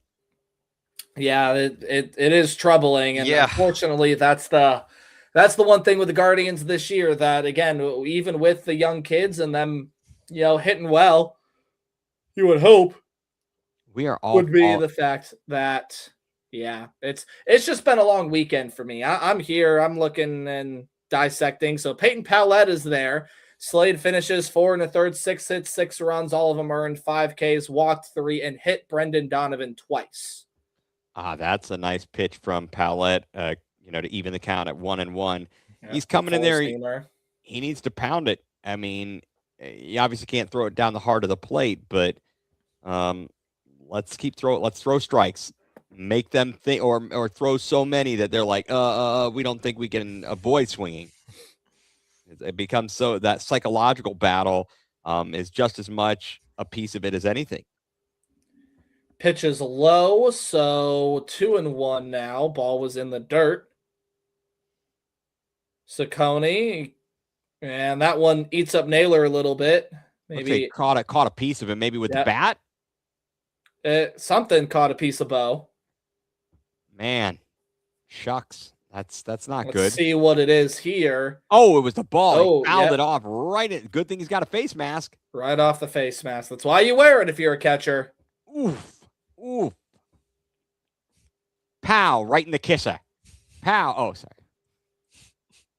Does get him. But Bo Naylor looks good. I like the guys that wear the hockey mask. And we got 2-2. Oh, boy, that hit him? Yes, it did. Oh, for crying out loud. Third hit batter. This one comes from Peyton Pallette, and it puts runners at second. I thought we took Saccone out. I mean, it looked like a carbon copy. It hit hit the front foot of Dominic Canzone. Third hit by pitch of the game, and tell me it's not your night without telling me it's not your night. Man, this stinks. Hey, there we go. Attaboy. Flies one on the infield. Schneemann is called off by Arias, who makes the grab for out number 2. Was Arias always that thick? He put on a little bit of pounds. He's kind of a big boy. He put on some pounds and grew the hair. Yeah. I think he grew the hair to try and take away from the pounds. It's a visual thing. So that was pitch 1 from Cole Young. And now we have Rivas again. He's the one that got this whole party started his last time up. And that one almost gets away from Bo. Runners will stay where they're at. 1-0. At 6-0 down, you've got 12 outs left. I mean, you don't have to get it all at once. Let's play guards ball. Yep. Fouled away, 1-1. Plenty of opportunities still, and you will have 8-9-1 due up. So it is Kafis, Rokio, and Quan. Now would be the time where you want to get things going, where you want the juice to start flowing. He went around on the pitch. Yes, he did. 1-2. Nice little slider there from Peyton. Yeah, he couldn't hold up on that one at all. He was completely Nope. off balance, and this would be a great time to get a K. And chops it foul down the first base line. Do it again at 1-2 off the curve from Peyton Pallette. Guy that, again, was a Rule 5 draft pick from the White Sox. 95 is what his fastball tops out as. Not a high pitch mix at all. You'll see the slider, the curveball, the four-seamer. That's about it. And curveball gets in there for a strikeout. So Peyton does end the inning, but the damage is done. When do the Guardians have a response? And I think the bigger question, will we see Emerson Hancock come out here in the top half of the sixth? Taven? It's a good question. I mean, with this large of a lead, he's already up there with the pitch count. I think there's a possibility that we definitely could see them go to the bullpen. I don't know. I think it's coin flip. I would anticipate we see him out there this inning, and regardless of the results of this inning, I think this will be the last inning for him. No doubt. We've got the bottom of the order. We've got 8-9-1 coming up in Kafis, Rokio, and Quan. I feel like this is an opportunity. You can get things started. You can definitely get things started. So, Taven, what are you doing? Are you on spring break this week? Yeah, big spring break week. Yeah, your senior year, spring break. Any big plans? I mean, we're talking to you here on a Sunday night, but and that's big.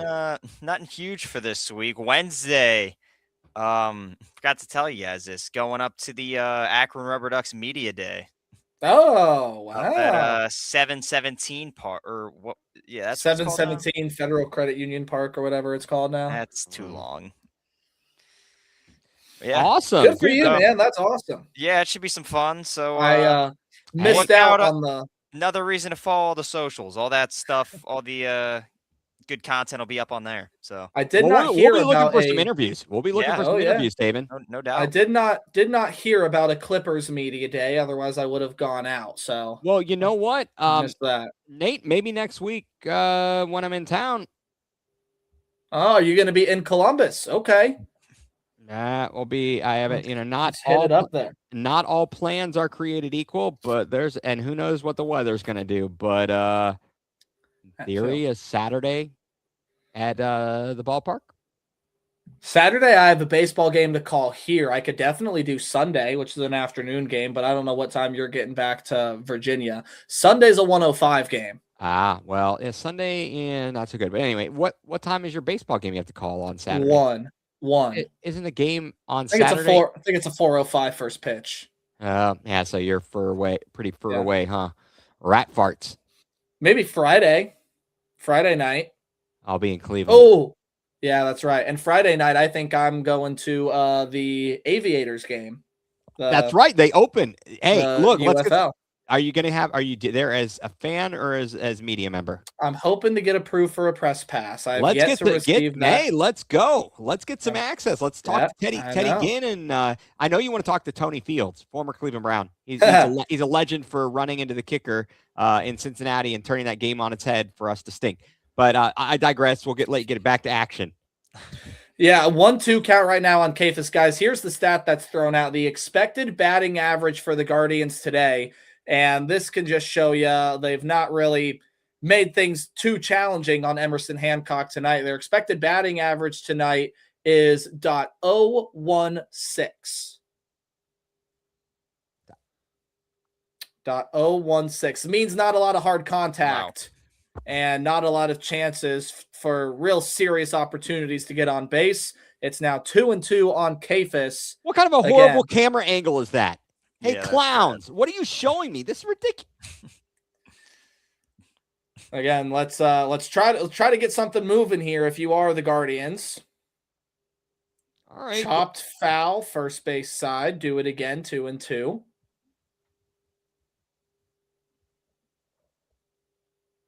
The third and goal currently.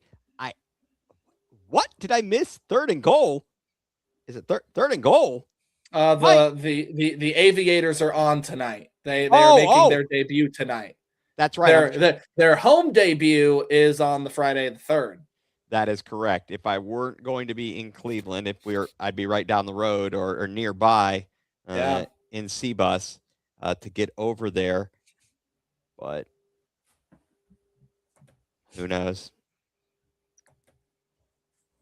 Outside and worked full by Kayfus. So they are working the pitch count up from Emerson Hancock. And if they can get some base runners and pull him early, we can try to get to this bullpen. Yeah, let's see what we can do. I mean, he's up to 91 pitches. Oh! And a ball inside. Whether it hit him or not, it doesn't matter. There is a base runner for the Guardians, a rare walk from Emerson Hancock, who they're showing highlights now. He has been dealing today. 6 of his 9 strikeouts have come on the 4-seamer, 2 on the sweeper, and then 1 on the sinker. That was a pitch that was caught watching. But he has been sensational tonight. I believe just his second free pass of the day. So only the second base runner for the Guardians. And first one being Jose back in the first. Yep. It's been a long time. I not much excitement here, but you know what? Let's see what we can do. Come on, Rocchio. Let's get playoff Rocchio out there. Make playoff Rocchio regular season Rocchio guy. Aviators tied at 6. Like to hear that. Back foot sweeper is not offered upon by Rocchio, so it's 1-1. See if Rocchio can piece one up here. Oh, we saw Ferrer the other night, and on opening night. Yep, and it'll be his first action since opening night. Rocchio, this is a double play ball, nailer, and they turn it.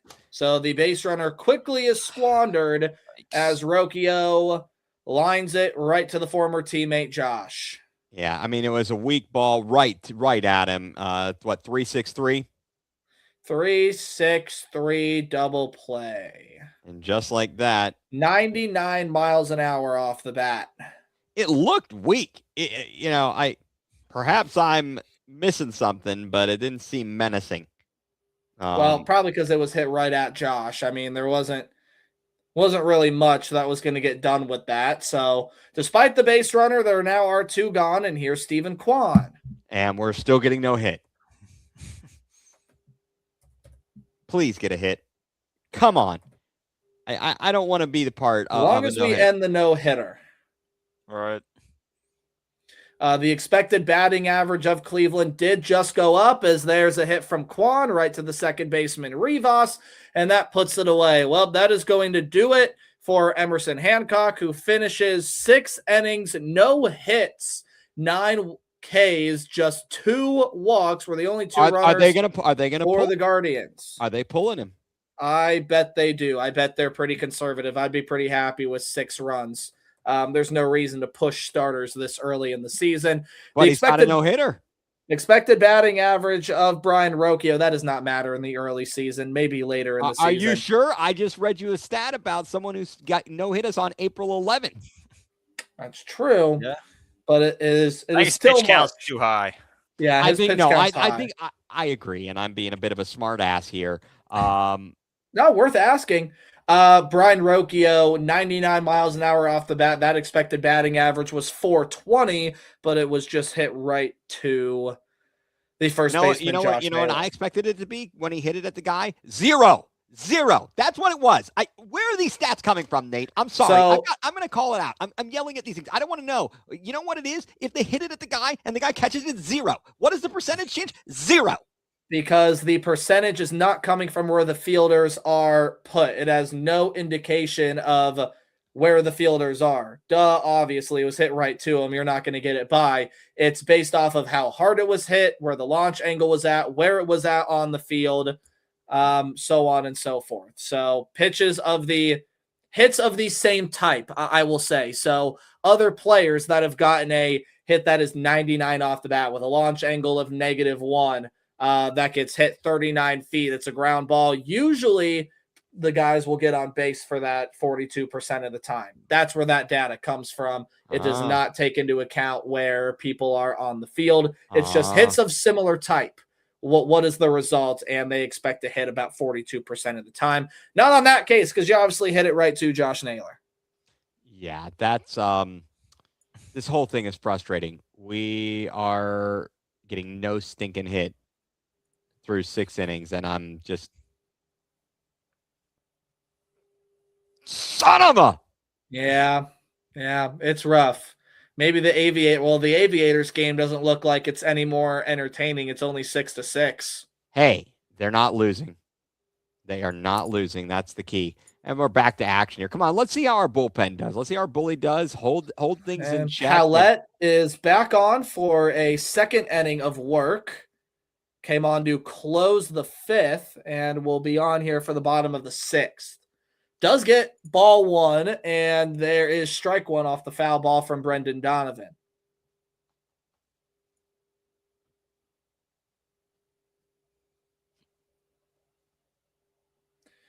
Been hit 2 times, and on his only official at bat, a homer just snuck it over the right field wall. Fastball challenged him low in the zone, and he fouled it away. I noticed on his glove, it's probably his left-hand glove, but he's got like the L on there. I'm like, hey, is that Luigi?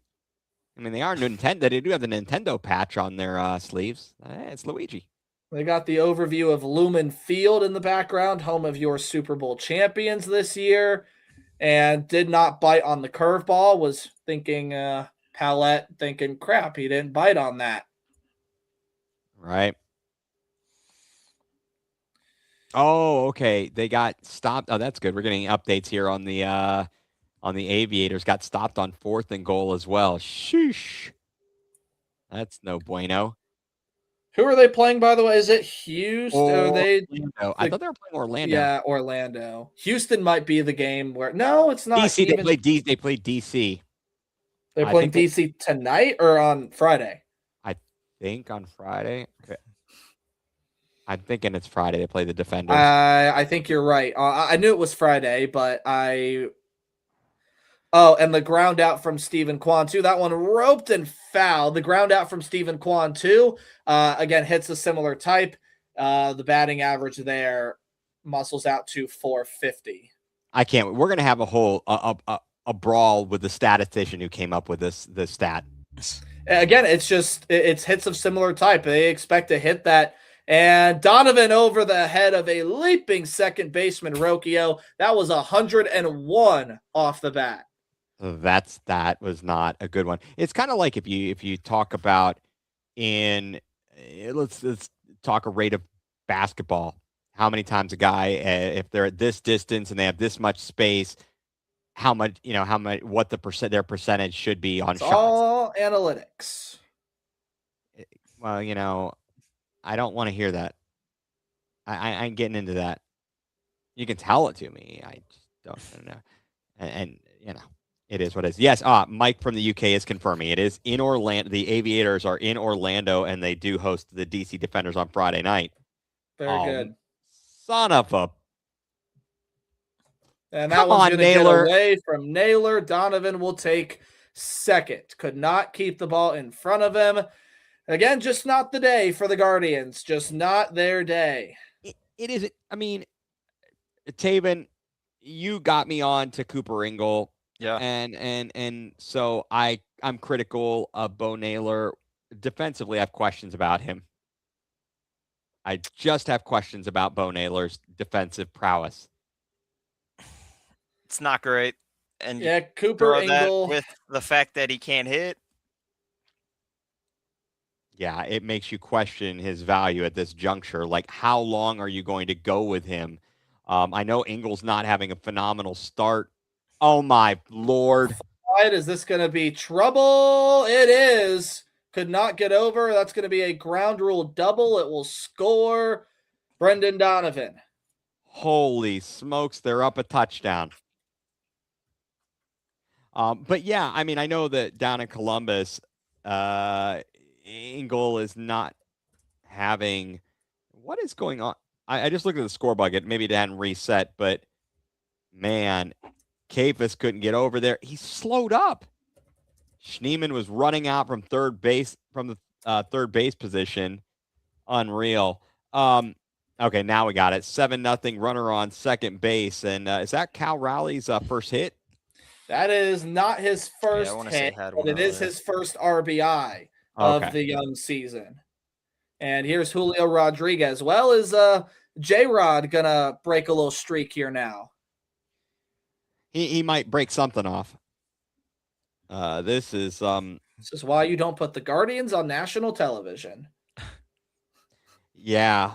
Well, at least they yeah, I have nothing on that one. But yeah, I question what the value is in a Bo Naylor if he's not able to even hit. Like where do you see him fitting, and at what point do you say maybe we need to try something different? I mean, if you get to the point this year where, I mean, Bo Naylor's going to be given a long leash. Again, it's a long season. You haven't had time to get into your flow of the regular season yet. Today is just a very rough day. I think that's what you can chalk today up to. It's been a rough day. But if you really are ready to pull the plug on Naylor, then I think you have to commit. Like, you can't just be like, we're going to keep you around here. Like, the other Naylor brothers not already in the building, so there's no reason why, to keep him around. Can we trade him to Baltimore for his brother? Yeah, send him to Baltimore. Look at that, Mike from the UK. We get to face Roki Sasaki, Shohei Ohtani, and Yoshinobu Yamamoto the next 3 days. Roki Sasaki sucks. I'm sorry, he is not that good. I'm not too worried about Roki, but yeah, the other two. Let's get the one against Roki in LA. I would be okay with that. If you get that and you come home 3-4 from this road trip, you feel pretty good going against the World Series champs. And then you can take 2 or 3 from Chicago at home. You start off the year 500. I think it's not a big win, but it's a win. There we go. That was a terrible camera angle. Nice catch there by Kafis for the first put out of the inning.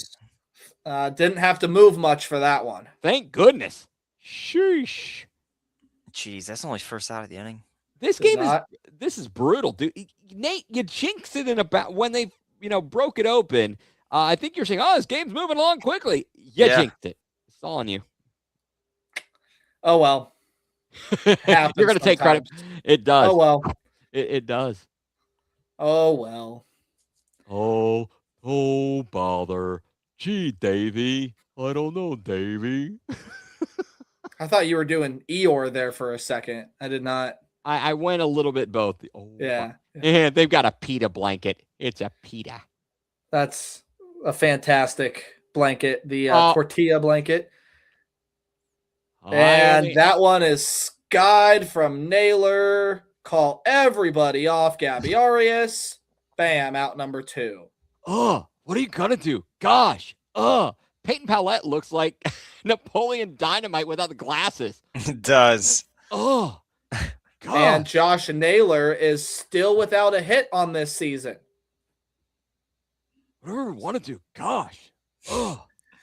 Emerson Hancock, by the way, if that was the last time that we saw him, garnered 12 swing and misses. And some of his strikeouts were even looking. This is a lot of what we kind of probably expected out of the Guardians lineup. For flying out, mother of all, can we quit spiking the ball? Well, he does. Yeah, again, that's the other part to this catching thing with Naylor, right? Is they are not giving him the best opportunities. There's been a lot of spiked pitches from both Slade and Peyton today. You got to have, I think it's just a matter of better control. 2-1 to Randy. Yeah, this is not good. I mean, now you've got 2 outs, 1 run across.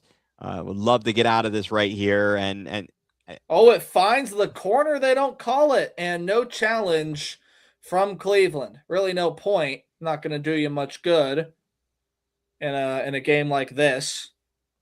well, what are you going to do? Save him for the next game? 3-1 and put it up high. I should say 5-pitch walk. And now runners at first and second. Wait, how can they lay off pitches so close? Ball 4, ball 8, and he walks, the bases loaded. How could they lay off pitches so close?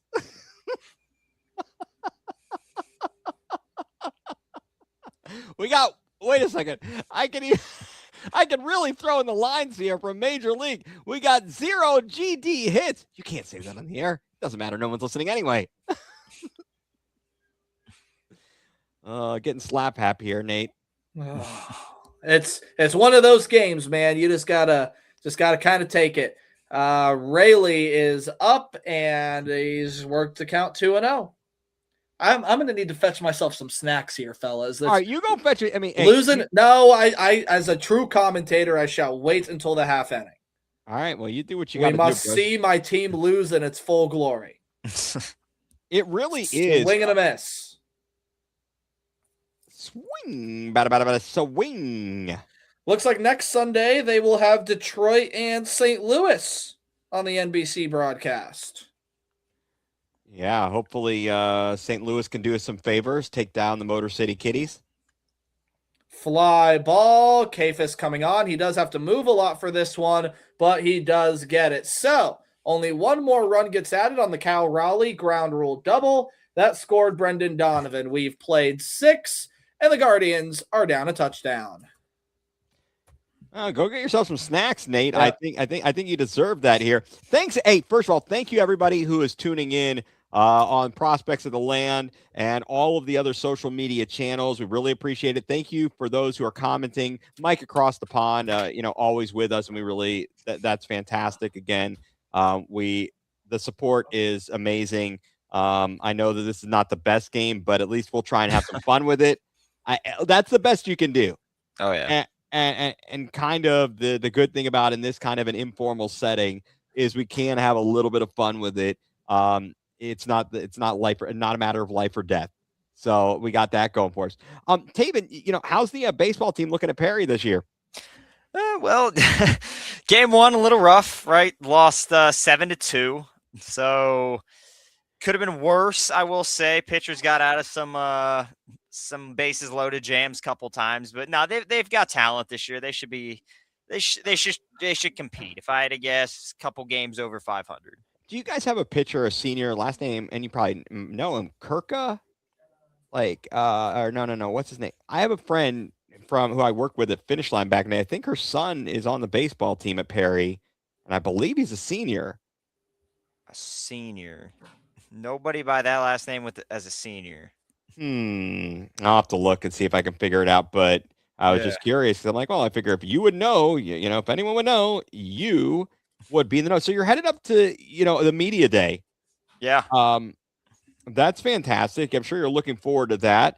Let's see. Sorry, I'm looking. I'm trying to find this information while we're talking. Anybody that you're really looking forward to having a chance to grab? Do you think you'll get a chance to do some face-to-face interviews, one-on-ones, and really get to know these folks? Yeah, I mean, hopefully, we see Ralphie down there, right? That'd be cool. But, absolutely, Ralphie Velasquez. Absolutely. Yeah, just looking for. Obviously, baseball's back. It's great. Just looking forward to grabbing anybody. Getting the chance to talk with some guys, and obviously, throw that up on Prospects of the Land. The Instagram, the X, all. Absolutely. Hey, look, and that's why it's important to follow, not just the YouTube, but the X. The we brought out the smorgasbord of stuff. Did you? Really I'm cleaning out my fridge before I go shopping on Tuesday. Well, there you go. Looking at you as a Dalton Taven, I just shot you a picture because hopefully you can identify the flying object that I was trying to figure out. Okay. All right, Yeah. we've got CDL at the plate. Can we make? You know what would make this day great, even in a losing cause? Hey, Hancock's out, so we can't be no hit by him. That's beautiful. 1, 2. Can we get CDL? Let's get another homer. Let's go. Yeah. Oh, line shot into right field. That's going to be a base knock, and All the right. Guardians are no longer being no hit. Leave it to CDL. Yep. There you go. So it's done. Chase DeLauder does it. What'd you get? What'd you snack on there, bro? This is some French toast that was made a couple days ago. Is it? Actually, maybe a little bit longer than a couple days It ago. sounds crunchy. No, That's it's a good. problem. It's just my microwave. It's also the type of bread that was used for it. It's like a weird ciabatta bread. So Oh, it's absolutely going to be crunchy. That's not exactly your prototypical French toast bread. You got to go with challah. no, Challah. but it is what it is. It's food, right? All right, Jose, come on. Oh, that was a big cut at the high. They say that was a sinker. It didn't sink. It went I up. forgot something. It elevated. All right. We All need right, guys, Hosey to let's get something going. Can't get shut out. Need us a run. Well, here. look, he's over 1, walked in the first half, or in the first inning, I should say. Jose Ramirez at the plate, batting left hand, facing Criswell. The line in the pitch swung on that one. A whiff. That was low in the zone. Ugh. Count. Oh, Okay. that was strike Oh, 3. he struck out. Great. Well, he got up just in time. That's all right. We got Mustache Man. Mustache. Here's what I grabbed. Maple. It The is, syrup. Now, it is is, that it is bourbon barrel aged syrup. okay. I'll trust you on that now. Oh, that smells dangerous. Ouch. Oh, geez, Alou. Oh, for crying out loud. 6-3 double play. Unreal. Way to go, Manzardo. First pitch swinging. But as we head to the 7th inning stretch, the Guardians are on the board with 1 hit.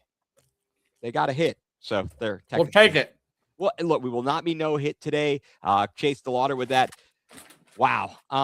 We will take it. At this point, you just wanted to get it over with as quickly as possible, right? I think, fellas, Yeah. for the rest of it, we can dive into the minor leagues a little bit more. Yeah, we can kind of shoot the breeze here as we watch along. So yeah, I mean, that's going to be exciting headed up there to Akron. Taven really getting the flavor and getting to catch up with these guys. I think that'll be excellent because those dudes there are going to. Yes, some of them are going to be the future stars for our Guardians in the next few years. Let's see who's going to make an impact. I know that it used to always be back in the day through the farm system, the guys that the Canton Akron Indians, when you had Bell and Tomey and Al, those fellas coming up through the minor leagues, it was amazing. And then you see them go up to the majors and be superstars. So you'll be talking again to those future Cleveland Stars. Yeah, no doubt. Mike and I think alike. Mike also went to go get snacks. No, Mike, you did not miss anything. You missed a double play. Yeah, Mike. No, you didn't, Mike. You didn't miss anything. I And think if you grab snacks throughout the entire game, you didn't miss anything. dude, it's good that I sit still here and do this. Now, it's not good to be inactive, but this game is such that if I were watching it, well, first of all, I'd change the channel and I'd find a secondary screen to put it on. But I would be prompted to go. What the? Did someone just drive through your living room, Nate? Oh, that was a very loud motorcycle outside. Sorry, I'm busy. I'm doing Your something. living room. I mean, what the hell just happened there? But yeah, I'd be like, headed to the pantry all evening, stopping by for a little snackarooski. I was, at going gone, the the aftermarket type shop or the extra crap stuff for Dick's today, and I was in the line with my son, and I saw sunflower seeds, and I've been trying to figure out, like, what the hell's with sunflower seeds? You got to fiddle with them in your mouth to try to get to the inside, and you're spitting shells out. That's a lot of work. Okay, that's an awful lot of work. Does anyone want to explain what the deal is? I love them. Okay, but isn't it just a ton of work there while you're I don't know. I've never been a fan. I'm more of a gum guy. Yeah, what kind of what kind of gum do you go for? Are you Ooh. Hubba Bubba? Bubblicious. Double what is it? Double bubble? The Oh, you get like a double- big bucket of them of like 100 or whatever. Oh, yeah. okay, the double bubble. Very nice. Wasn't Tito? Tito was a big bubble gum yeah. guy, right? Tito Francona, big bubble gum guy. And of course, they had to change over. I mean, in the major leagues, they finally said no more chewing tobacco out there. And I'm, it's kind of a disgusting thing, at least in the dugouts. Could you imagine having to clean that up? That's nasty. No. Amongst other good. things. But the That's right. sunflower seeds, I can't figure out. I'm just like, I don't want to be fiddling with that much stuff in my mouth. Holderman into the ball game for the Guardians here in the bottom half of the 7th inning. That looks like some mighty good French toast. Seems carbolicious to me, but I'm not sure. It was good. The wind in the pitch, swing and a miss. Count is even at 1-1. There's a lot of bourbon in this syrup. All right, we're not getting drunk on this here, folks. Nope. No alcohol in the syrup. It's just bourbon One aged. bourbon, one's got. Oh no, one beer. Spilt it everywhere. Oh God, this is not good. We are losing it. You know what? I think this is the best part of the whole game. Nate having snack errors, snack disasters. Look, we don't need to start the snack stats. We don't need to start that, or maybe we do. I don't know, man. Maybe we start the snack stats.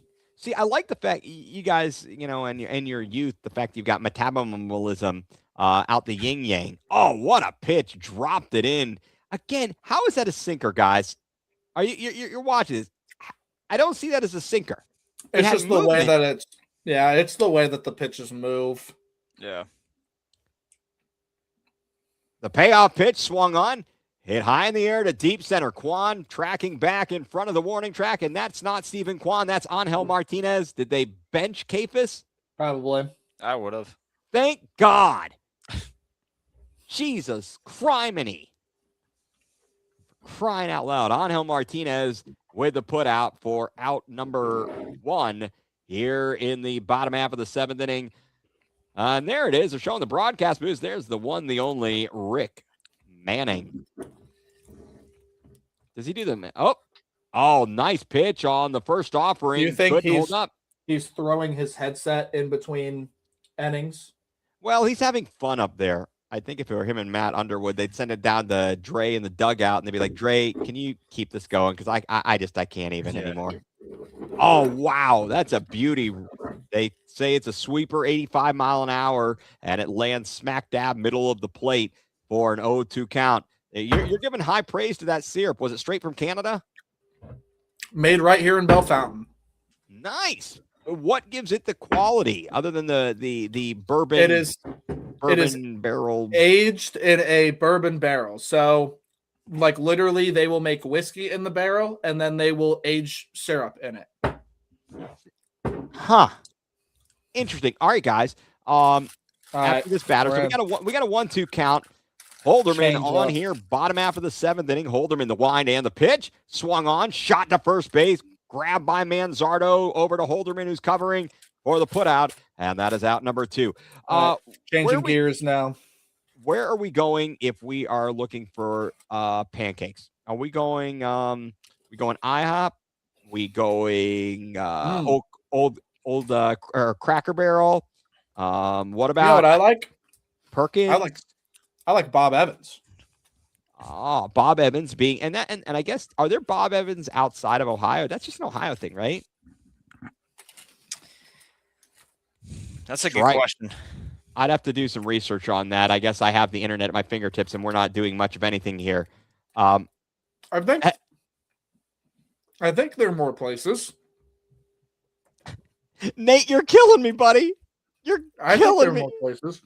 We've switched gears now. We have a Taco Bell taco that I found in my fridge.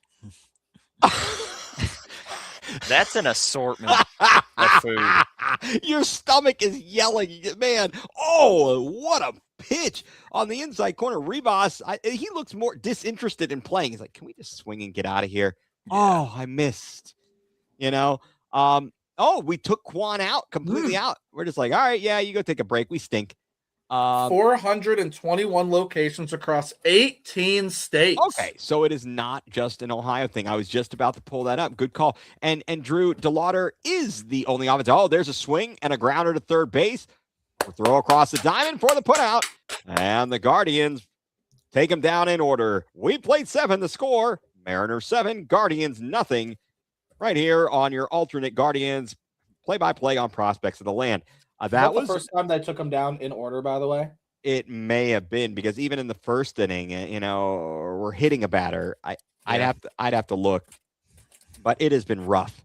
It has been absolutely rough tonight. So, all right. So you're gonna go, Nate. You go, Bob Evans. What about you, Taven? If you're a pancakes guy, where you go? What's your go-to pancakes place? So for pancakes, I've got a really hot take. McDonald's pancakes are legendary. I haven't had them in so long. I couldn't. Not a hot take. They are delicious. The hot cake. But the thing is, are they making them on the griddle or are they just microwaving them? I don't know, and I really don't care. I think they griddle them. Yeah, I don't. They're legit.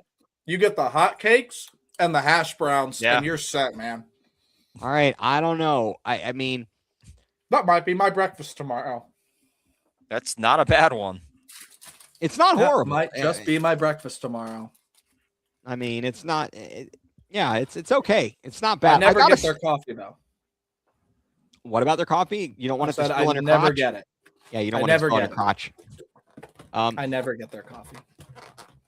Yeah, I'll tell you a story about someone, a friend, a good friend, and they had my friend, their spouse's older relative was staying at the house, and there was some leftover Taco Bell in the fridge, and the relative tells them later, that was the worst taco I've ever had. That wasn't a taco, that was a bean burrito. Hence why you were disappointed with the taco, because it was in fact a Taco Bell bean burrito, which were delicious. I used to mow down the bean burritos because growing up at home, and this is just kind of a totally random stuff, but kept kosher, being Jewish, we kept kosher at home. So I couldn't bring any meat, into the house from like a Taco Bell, but bean burrito, technically there's no meat in that. So I could eat those at the house, but man, I would kill those things. My stomach, man, woof. I don't know what I did to it. I owe it an apology, probably. I think I owe it an apology. All right. What do you think? Bo Naylor. I'm going to give him a 20% chance of reaching base here. Less than that. He's been a struggle.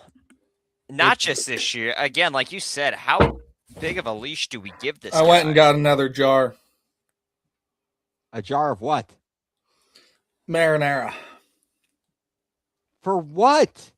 I'm eating cold pizza. Nate.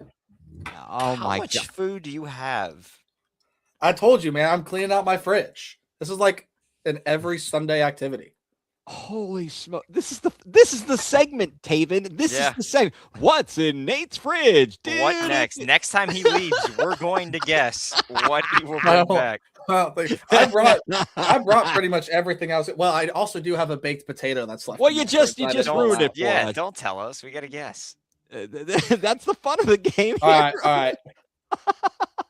Oh, Bo Naylor swings, keeps it alive 2-2. This is what it has devolved into, guys. Thank you to everybody who has tuned in, commented, and stuff. The Browns are not signing AJ Epinesa. He failed his physical. They were not comfortable with the physical. Yeah. On the 2-2, swinging a foul off again on a changeup, tried to go off speed, and Bo Naylor able to stay alive there. Yeah, Taven, we saw again. We've jokingly or whatever, truthfully talked about he seemed to turn a bit of a corner at the end of last season, heading into the playoffs. Yeah, and we're hoping for better. Oh, inside, did he hold up? They appeal to third base, and they say he did hold up. count goes full to Bo Naylor, who leads it off here in the top half of the 8th inning. Guardians getting crushed 7-0 with just one hit on the board. Oh, a swing. Hits it high in the air and foul, out of play. And we'll do it again at 3-2. But you would hope. It seemed like in spring training he was doing okay too. Yeah. Come on, man. I should not have eaten that. That's an understatement. The pitch swung on, foul down the first baseline, just outside the line, past his broski, Josh Naylor.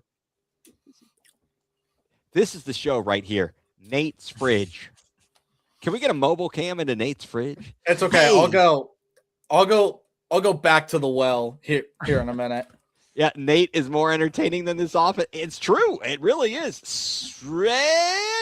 Struck him out. Couldn't hold up on the I don't know, the high. It wasn't even a fastball. He just couldn't hold up on the high one. So another strikeout of a Guardians hitter. What is that? That is now number 11. We've been 11 strikeouts. Whoa. I think that guy put Vaseline on the ball. Hey, Skip, I can handle that. You put snot on the baseball? Not everyone's got an arm like you. Sorry, I got to try and get in as many major league references here as possible. Browns are working on hosting joint practices with the Bills this summer. Oh, I mean, that's a good idea. Maybe that'll get them better.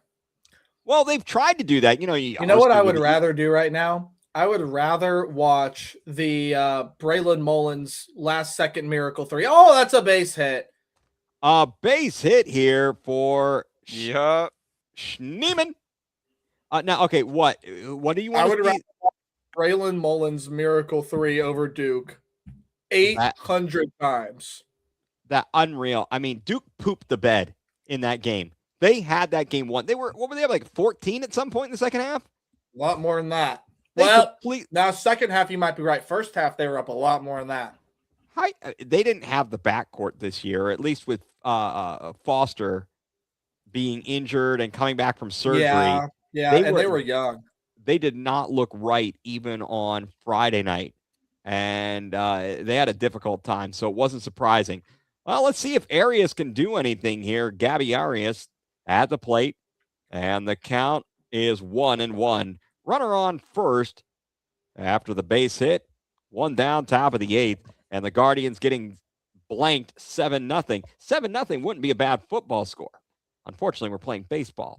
Yeah. And the foul ball by Arias. And do we have an update on the Aviators?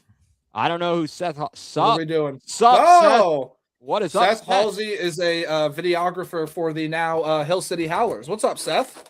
Seth, hey, my man. Hey, I'm gonna have to hook up with this guy. I am in the Commonwealth, so if I'm in the Richmond metro area, if I can get out to Lynchburg, absolutely need to do it. Up 19. Oh yeah, Duke. Mike, do we have an update on the Aviators? Are they doing better than the Guardians right now? They couldn't be doing much Fouled worse. Away 2-2 still for Arias. Come on, Gabby. Let's go. At this point, now I'm just eating bread. I'm having a great time. So, all right, next half inning, I'll go back to the well. All right, Seth, you got it. I'll absolutely have to let you know if I'm able to get out to Lynchburg. Seth is great. He makes some great stuff. Oh yeah. Some amazing video captured of the championship last year. It was all fantastic. I think I reposted like 8 of his things at the end of last year. It was insane. It was awesome. It was great. He's great. That is awesome. And a very young, from what I understand, pretty young talent for sure. So best of luck to you, man. Your stuff is awesome. Well, we appreciate you stopping by, Seth, and saying hi during this otherwise horrific game by your Cleveland Guardians. Well, I think since Seth is here, send Arias to Uranus. Hey, where's the Uranus Fudge Factory? I know my brother always posts pictures about that. Losing 9, got some heat. Well, you already dropped some heat with the rebrand, so Arias did not like the strikeout. Is he challenging? He is challenging. Oh, man. Gabby. Yeah, what are we? It was what the flying. Gabby, what? All right. So since Seth is here, let's talk about his howlers a little bit. Obviously, very interesting. You're going to have a lot of the draft picks from last year. Dean Curley. Where's Jace Laviolette starting the season? Is he going to be down in Hill City? You would think Lake County, just That's what because he's gotten some college time in. Because I know Kozar didn't touch Lynchburg, and he was the guy that went straight to Lake County. Yeah, that's true. That's true. And he was a round 2 pick. Well, at least the Guardians still have one on. I'm going to check where he's at. Yeah, they don't have him on this roster.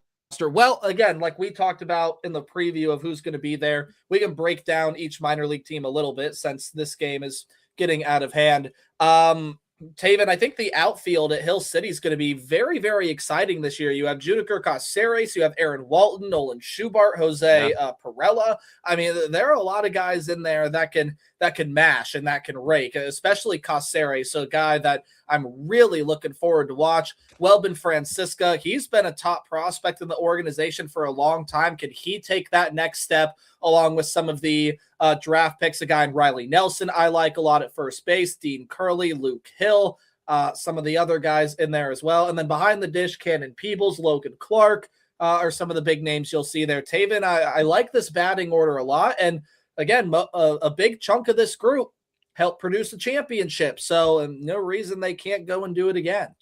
Yeah, a lot of young bats. Obviously, almost all those guys you named were there after the draft, right? So a lot of young guys ready to produce. Wait a second. I got to stop this. Are you watching this? That's an effing... Are we kidding? Wow. Oh, my... They called out a strike? Any part of the ball. Yeah, any part of the ball. Well, get this game over with. You got to be kidding me. You got to be kidding me.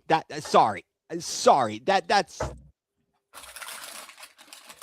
ridiculous. Anyway, I mean, it don't matter much. But anyway. Like Seth said, right now, would love a back-to-back run. It's definitely doable, especially with that split first, second half. This team's got a chance to really win that first half. Now, this team's going to hit a complete 180 once we get to that second half. So is genuinely a tale of two seasons when it comes to Lynchburg. But yeah, they've got a real good chance to go out there and win this first half with the group of guys they have now. Most of these guys will be in Lake County by then. By the time we get down to a September, championship series for Lynchburg if they were to get Howell City. Hill City Howlers. City. It's going to take some time to get Howlers. Yeah, it's going to take some time. But they've got a solid chance nonetheless. I don't know really what pitching's there. I assume Joey, don't know who would be there. Joey Oakey, Braylon Doty, they're both there. Those are going to be the two big highlight names. Jogley's up at Lake County, correct? Yep, Jogley's up at Lake County. Cam Schulke is there too. Remember the guy who baffled Tom Hamilton during spring training by throwing out 8,000 different arm slots? Yep, that's Cam Schulke. So he's there. Chase Mobley was a draft pick last year. Yep. Again, Joey Oakey's been in the organization for a while as a high school kid. Same thing with Braylon Doty, Jervis Alfaro, Udry Alcantara. Those are going to be two big-time starters for them. So, and then the bullpen's pretty solid. You do have Jacob Zibin, Keegan Zinn, Donovan Zach, Cam Walty. Again, there's Cam Schulke. A lot of guys that you'll see at the back end of the alphabet. But pitching, I think, is going to be pretty solid again. It's going. Melquise Hernandez is the other guy, the guy that was the ace for them. As soon as Jogley Garcia went down with the injury. So we'll see what Hill City's got going on. But if we had to rate Seth, I like the chances to at least get back to the playoffs. I'd have to look at some of the other rosters and things, but I like the chance to get back into the playoffs there. And again, all this young talent. Again, I like the way that the Guardians drafted last year. I like Riley Nelson. I like Luke Hill. Like Welbin Francisca. So even though it wasn't a draft pick last year, I'll just say I like the guy. But like Dean Curley, like Nolan Schubart, like Aaron Walton, watched all those guys at the collegiate level, liked them a lot. And yeah, again, pitching staff, Melquise, Oakey, Braylon Doty, so on and so forth. I think it's going to be a good year for Hill City. What? Nate, you are the anti-Howard Stern because of all the things you like, whereas I hate this. And they play a list at the end of the year of all the things he hates. And you're like the opposite, where they're like, I like this guy, I like that guy, I like that. What You do know, you want me to say I hate him? oh no, I'm just saying you're very I mean, I positive. think, with this organization, there's a lot of upside with, I would say, I mean, there's something in pretty much every single person in the minor leagues, it seems like. Oh, and they got a great manager too. With the exception of Leftwich, everybody has upside in this organization. All right, as an update, sorry. Quarter number 3, the score 9-6 in favor of the Orlando Storm. It was 9-6 at halftime. According to this, it's still quarter number 3, early in quarter number 3. I do have to take a back seat. Jordan Smith is no longer the manager there. Yeah. So Erlen Serda is now the new manager. Where'd Jordan Smith go? That sucks. Milwaukee. I think. I want to say Milwaukee is what I saw. Yeah, manager of the Fort Myers Mighty Muscles. They are single A for the Twins. Minnesota. Somewhere he spent 14 years in the Guardians organization. Wow. Fort Myers is down in Florida, actually. But yes, Minnesota is the wow. Okay. Well, coming off a manager of the year, I like the guy, so we'll see what another thing that I like. Jordan Smith. Oh, look at this. And if you guys see Seth, they've got media day this week for the Hill City Howlers. I mean, it's definitely going to be exciting. We talked about it here. You guys introduced me to this. I mean, I knew who the Lynchburg Hillcats were, but then the Howlers, I'm like, what the heck is going on? Yeah. And to see all the cool little mascots, the potential there, that's pretty sweet. That looks fun. Well, and Taven and I, and even if you want to zoom way on in up here, we do have the werewolf. I was advised by the official Hill City Howlers Instagram admin today that is going to be the primary logo. A werewolf. I love it. Because the conversation went like this. I asked him, hey, what's your primary logo so I can update the logo? Because they said you need to update your logo. And I was like, you're right, I do. Is it the Hill City script? And they're like, nope, use the werewolf. I was really hoping that they would say that, and they did. So the werewolf is up here now. That is awesome. That is very nice. In the Premier League or the Frontier League, there was a team in London, Ontario, the London Werewolves. They kicked the snot out of the Canton Crocodiles the season I was doing play-by-play. Lake Erie Crushers they're not Frontier League. They are. Oh, are they? Oh, okay. Yeah, they're playing up in Avon, and actually, folks, that's where the Lorain County Leviathan FC, as part of the USL2, will be playing their home matches in their inaugural season coming up, starting in May. They'll be, stay tuned for that. We will be talking that. Unfortunately, not talking a championship game today, but that's another story. That game go horribly. They took the lead 4-3 in the fourth quarter, and then it just went downhill. We gave up a tying goal, and then it kind of fell apart at the very end. And gotcha. We were down like 6-4, pulled the goalkeeper, and they added a couple. It just was no good. Yeah, the alt jerseys for I saw glimpses. I have not gotten a good. Rocchio, come on. Tough play, but Rocchio boots it. I've not gotten the all right. Let's look here. Let's look at what the Howlers have got. Yeah, if you want, you should share that screen. I'm going to right now. So this is their, because they've also released the Luchadores jersey as well. So if you give me 1 second, I will get all of this set up. And bam, we will add this here. So here you go. Here's the Howlers official page. This is I like that. I mean, I like the font. We talked about it. It's a good font. Yeah, it's a little dodgery, but there's Hill City. I see what you're saying. I see where you're going with that. Yeah. So there's the whites, there's the grays, obviously the blues. You got your 3 primary ones right here. Oh, look at that. Toddler jersey is $50. That's a steal. That's a steal right there. Look at the alternate with the blue stripe. I kind of like that. There's the I Poison Apple love jersey. those luchadores. And there's And front I and I back. do like the Poison Apple. Not a Luchadori guy. The Poison Apple one, though, is pretty solid. The Luchadora, you got the half mask, half not mask. That's pretty cool. Yeah, those are sick. Oh, there's more. That But one's wait. nice too. There's more. There's another one. Voladores de Hill City. I'm gonna look that up. My Spanish is. Did we just walk Josh Naylor for crying out loud? Can we cut the walks? That's it. Like, Drew set up here. Is there a way for every walk you throw, it's 100 push-ups or something? What was it? 6 by Williams the other day. The pitching today has not been on. This is brutal, guys. I'm all for baseball being back, but let's end this one. This one's a rough watch. The Flying Luchadores is the through the hole, like, rounding third, heading home. They're not going to Hispanic challenge heritage. throw cutoff. And there's a nothing.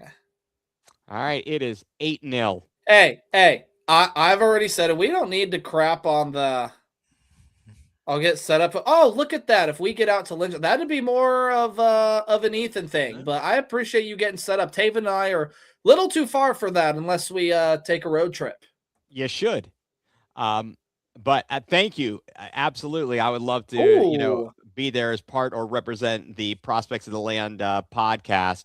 Look at the Howlers jersey. Hello. Swing and a miss. You like that light blue? I'm seems a like St. sucker Louis- for that's baby blue stuff. St. Louis. I It gives am me a St. Louis. It gives me sucker. St. Louis Cardinals vibes. Yeah.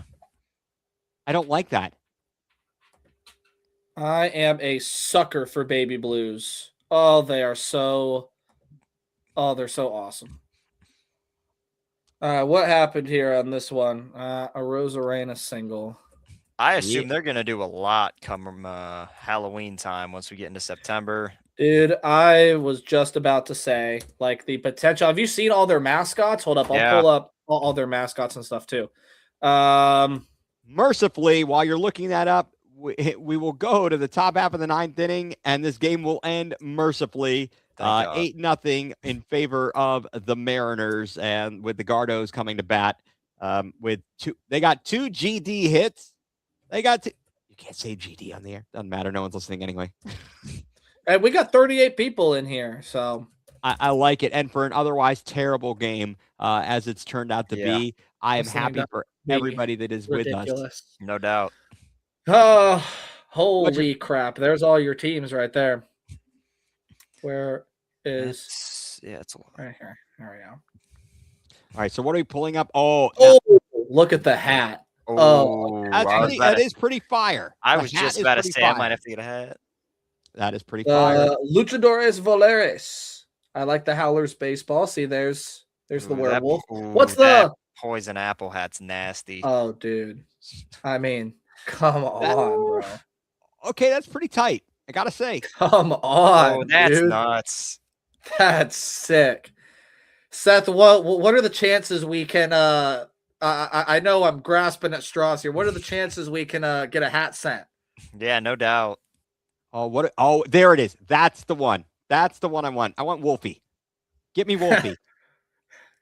Well, what's his actual name? What's his know. actual name? We do need to know that. Aviators just gave up a touchdown. Oh, there's that. Great. I'm going to want 16-6 in favor of the Storm. We're done. It is done and over. I'm going to stop sharing that tab because I'm just going to share the entirety of... I'm just going to share my entire window. Why not? Oh. No, I do like the wolf. The wolf logo and hat is pretty tight. Gotta say. All right, here you go. Here's the brand announcement. We're pulling the entire thing up. If it'll ever load. Okay, there it goes. Well, I'm on their official team store right now, and I'm a big fan. The Luchadores Indy the werewolf. Indy kicks butt. The blue that quote unquote Dodger blue, as we called it, is pretty sweet. All right, leading off No, the I'm- ninth, and Rocchio flies out to left field for out number one. Woo! Only 2 to go. 2 Oh, outs here to you go. go. Here are the creature names, right there. Okay, Victor the Vampire, Murray the Mummy, Daisy the Bride. Okay, Like- Daisy the Bride. Like Frankenstein's bride. Nice. All right, what do we got? And Angel then- Martinez up to bat. Let's see what he can do. And then Gilly the creature. Okay. I missed. That's probably the big green goo thing, I would guess. The Howlers represent the upgrades coming to City Stadium. Oh, that was swung on foul, line down the man. first base line. Indy the Werewolf. I'm a big Indy the Werewolf guy. I'm a big fan. big Murray- fan of Indy the Werewolf. Murray the They're Mummy's pretty tight too, but the rest of them. he's got a nice buckle. I Swung on. like- If I had to pick a mascot, I would also probably go with Indy. I think Indy's where it's at, man. Yeah. I think Pretty- Indy is where it's at. Gilly. I feel like he was on a Scooby Doo episode. I feel like all these characters were on Scooby Doo at one point, especially the Mummy. Oh, you got a lot of. I wonder if they're gonna I think like. we just need to put Ethan in charge of their marketing team. I wonder if the population of children and young teenagers that attend will go down, because if they make these life-size mascots, I don't know. All right, so do we could think freak out the littles. Yeah. So Do you think I'm not Espino- knocking it. I'm all for that, but Whew. Criswell with a wicked pitch there. 0-2 count, 1 down. Angel Martinez at the is- plate. Will Daniel Espino pitch out of the bullpen at some point this season? They're asking. Mike is asking a question here. I would say Oh. yes. lost your helmet on that one, Angel. Mercifully, 2 strikes or 2 outs. So, what do you think Espino will get up to? I think get at up to some Cleveland? point, I think just for because you have sure. to factor in the injuries and whatnot, and I would even say before that. I mean, obviously you're gonna have Gaddis come back. That's gonna be the first arm you get, and then Walters. After that, I think Espino's the next guy up, and if Brogdon and Holderman or these guys. All right, come Yeah, on, Fry. Let's go. they Come on, really Fry. dive into the Halloween theme here. Look at that script. Look at that font. Oh Yeah, that's- man. Yeah, Pretty that's sick. Pretty sick. All right, David Fry at the plate. Swing and a miss. 0-2 count. Thank goodness. 1 strike left to go, fellas. This is The not been a poison pleasant apple comes from American lore, which was common thought to be that the tomato was poisonous. Oh. Well, tomato might as well be poison. An 0-2 count to David Fry. The pitch. High inside. 1-2 to David several Fry. dedicated nights throughout the season. Well, I want to know. What are those dedicated nights? When are we getting the poison apple jerseys? If Seth is still in here, actually, he can't even give a tip. It's already broadcast to the world. Never mind, Seth. All right, so Or shoot us a DM and we'll all look at it, and no one else will. 2-2 count to David Fry. Maybe he could get us off the schneid. The line Oh, of the pitch. maybe. Swung on a drive to deep left. Way Don't get back, too but excited. to the warning track, and too much. Not enough. Well, That'll do it. That was a close one. He gave it a charge. I felt good about it off the bat. but Well, that was not great. what an alternate broadcast. Yeah, You know what? We had fun, we did. and We did have fun. We got to talk about. At least we didn't get no hit. Yeah. Touched on Look, a lot. Again, Nate I'm brought gonna us through his fridge. Oh wait, hold up. I said I would do more fridge stuff. Hang on. right. Don't take that out of context. All right. Well, hey now. The thing is, if I told you that we split 4 games with Seattle, I'd be pretty happy. Yeah. right? So I'm going to take it for that. I'm not going to sit here and there are things to improve on, but to get 2 wins up here and suddenly have a guy like Chase DeLauder, finally making his major league debut, hitting 4 home runs over the first 4 games, I'm not upset about that.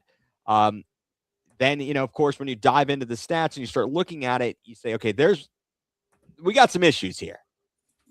Things that remain issues. Our lack of hitting overall is a problem. Yeah. And we're gonna have to figure something out. But again, Seattle, no slouch. Seattle's no slouch. So let's take it for what it is, and you go to the LA, and let's try and take one there, and then come home and take on Chicago. I don't know what's going to happen with the schedule, guys. Let me ask you that, because you're more in the know, and I've been sitting here thinking about it. So I'm supposed to be up in the land next Friday specifically, and in Ohio, and then supposed to come up to Cleveland on opening day to hang out, spend my birthday, and go to the game. But the forecast is calling for rain.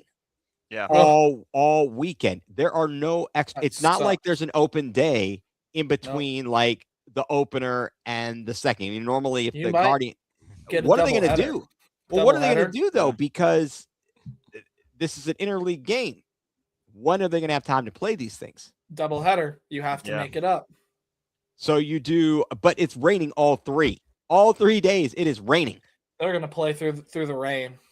Oh, yeah, that is miserable. There could be in the home ballpark games that start 9, 10 o'clock. If you really have to make a game up, doubleheader like that, you kind of have to. Game at 6, game at 9:30.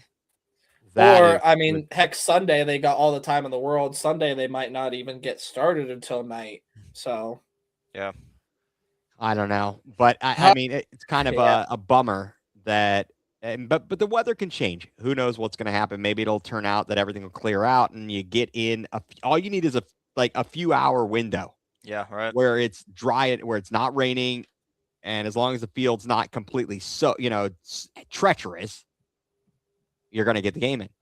And I feel bad, because obviously, the home opener is sold out. Right. So that's one of those things, but yeah, this is going to be fun. I think we're going to have an interesting season ahead of us for sure. It's been an all right first series. Today was not great. But at the same time, you see guys stepping up. Joey Cantillo having a nice outing yesterday. And let's see, I guess tomorrow it'll be Parker Messick, right? You would think, yes. I think he's slotted in the 5 starter, and then we're going to wait and find out about Bobby, if he's going to be pitching or if they're going to have to do something in his place with that right shoulder inflammation that he left, the opener on Thursday. I would assume this starts pretty up in the air. I heard on yesterday's broadcast he threw a bullpen with 26 pitches. So is that good? I'm going to ask a dumb question. Is that good or bad? It just depends on where you want him to be, where you want him to progress. I mean, it's a good thing he's throwing this quick, I will say. Right. Well, I mean, shoulder usually is tricky. Shoulder's always tricky, especially on your throwing arm. It's very tricky. It's a very problematic, and you can't have him. You can't destroy him right now. It's too early in the season. He's too important to your staff, even though. It's a bit frustrating sometimes. At the end of the day, he is one of your very good pitchers, someone you need to count on, and you need him to show up because he can do it. He can. The problem has been the consistency, and that's why it's frustrating. It's like you got the kid who is as smart as all get out, and then they're not making good grades, and you're wondering why can't you do this on the regular basis? We know you can do it. So that, I think, as opposed to the guy who stinks and you're like, well, whatever, they stink. I have no expectations for you, like the Browns. The kid that stinks. I am going to say that the next thing got it. Jar of pickles. Is there a jar of pickles? Okay, no, fridge? Hold up. I'll go pull some now. Hang on.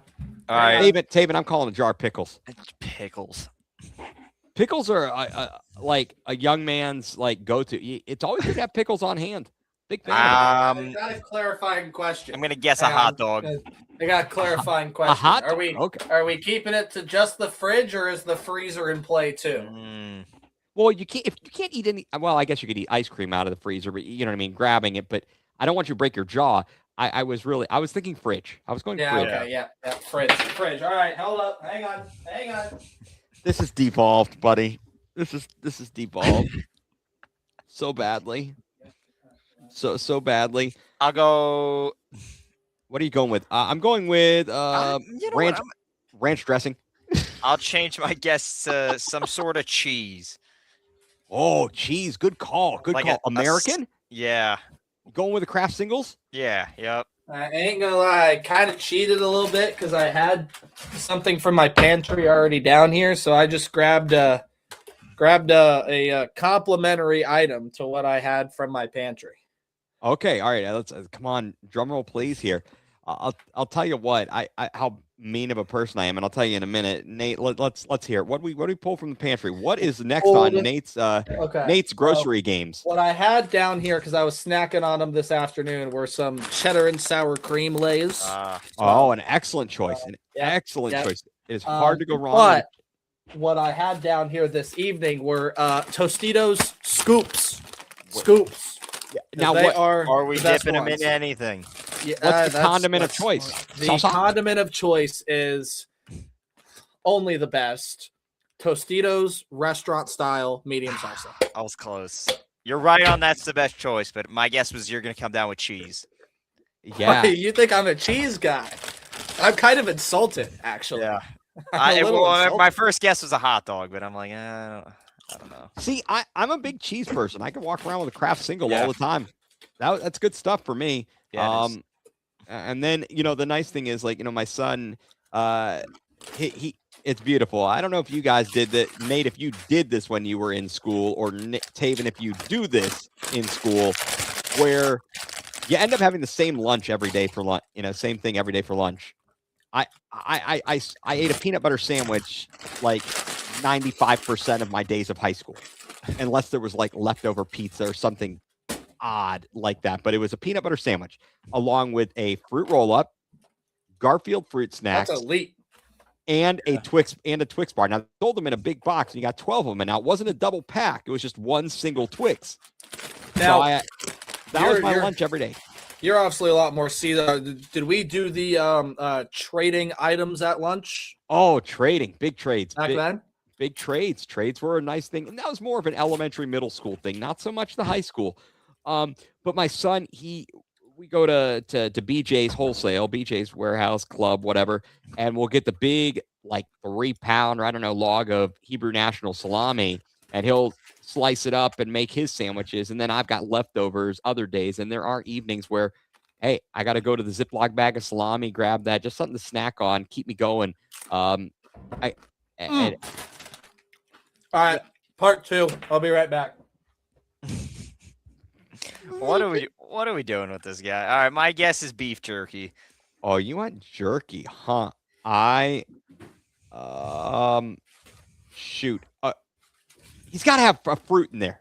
Grapes. All right, we grabbed something else from the fridge. See, I went grapes, but it's.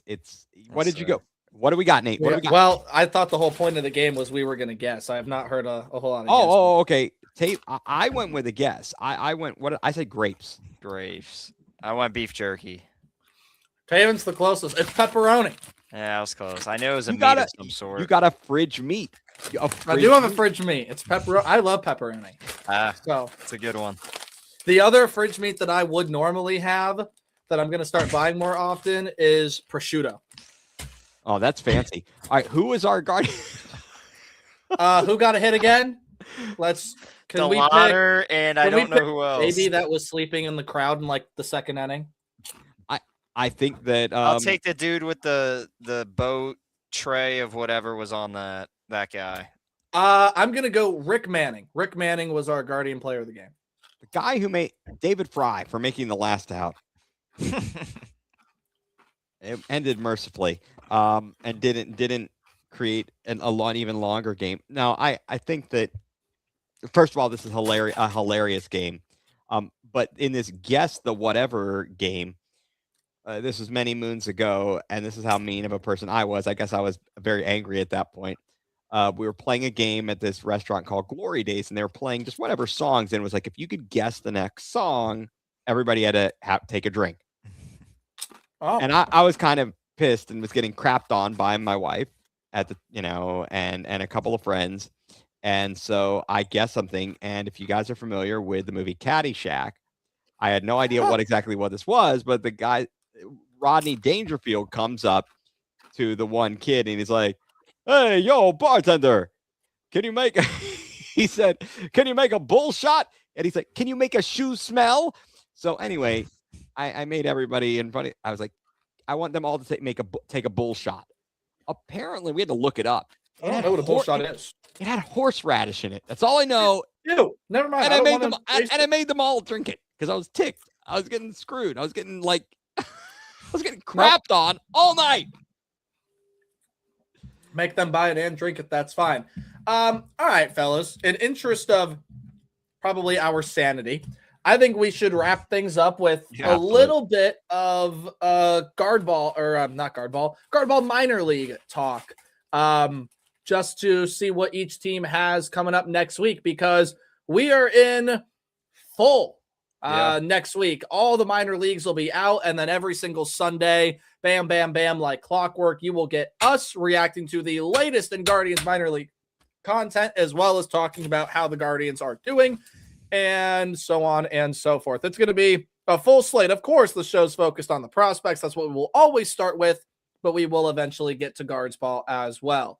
Fellas, the Clippers, by the way, you will see the graphics, like the recap graphics that I had for the Clippers, up on the show Sunday night. They'll be posted to the Instagram on Sunday or on Monday morning. So stay tuned Monday morning. If you missed the show, you will still be able to see how all of the prospects did. Another Orlando touchdown. That's great. So, fellas, here is what I got to eat this chip. Well, the Columbus Clippers, I can tell you, fill you in, they will be hosting Indianapolis Wednesday through Sunday, games. Tuesday through Sunday. No, it is. Oh, wait a second. You're right. It's not on it's on the March count. They have it by month. I'm like, Tuesday through Sunday, 6 games hosting Indianapolis for the Clippers down in C-Bus. Actually, it's going to be some decent weather down there. I mean, at least temperature-wise. I don't know if I'm going to definitely get down to that Sunday game, I think. So there will be POTL content from the Clip Show on Sunday. There we go. Book it. All right, what do you got? What do you got for Akron? And all right, Akron. Taven, you're going to media day. We going to get out to a game at all, do we think? Maybe? Trying to hit opening day. We'll see availability with that with Jimmy and all that. But opening day's the plan. So Wednesday, opening day is going to be the Reading Fighting Phils. It's on Thursday. It's on Thursday. The Reading Fighting Phils. And then they're doing the weird promotion on Friday.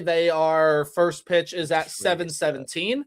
Because of 717 Credit Union, but they actually open with a 3-game set Thursday through Saturday against the Reading Fighting Phils. Nothing on Sunday because, of course, it's Easter Sunday. So they will not be playing on Easter Sunday. It's the same thing for all of the affiliates. The Lake County Captains will also be at home. They will be playing the West Michigan Whitecaps, who, if we are familiar, are the powerhouse. However, I don't believe Max Clark is there this year, and they have moved on from some of the other prospects. Mike, we will get to that in a second. So Lake County Captains are at home against West Michigan, and your newly rebranded Hill City Howlers, they start on the road. They are going to be in Kannapolis against the Cannonballers. That's a 3-game road set from Atrium Health Ballpark. So Akron at home. Columbus at home, Akron at home, Lake County at home, and Hill City is your one road stint. Now, I hear many of you asking, maybe even the 2 people in here. I think Taven knows about this. Nate, how can we watch minor league baseball? That's a great question. There is a way that you can watch it legally for free. Download the Bally Sports Live app to your Roku TV or to your cellular device. It is completely free. You can get any minor league game across these 50 states and watch it for completely free. Isn't Bally Sports defunct? Bally Sports Live is where you watch all your minor league baseball. I wish I could share my phone screen, I don't but think I cannot. they're an actual channel on the TV anymore for like major. Really, Right. they're not Roku. Yeah, no, yeah, they're not There a is no- channel.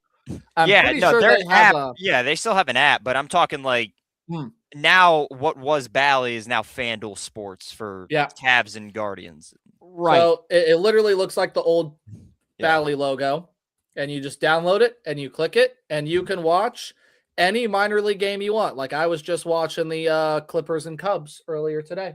What is is there MILB.TV? There is MILB TV. You can do that as well.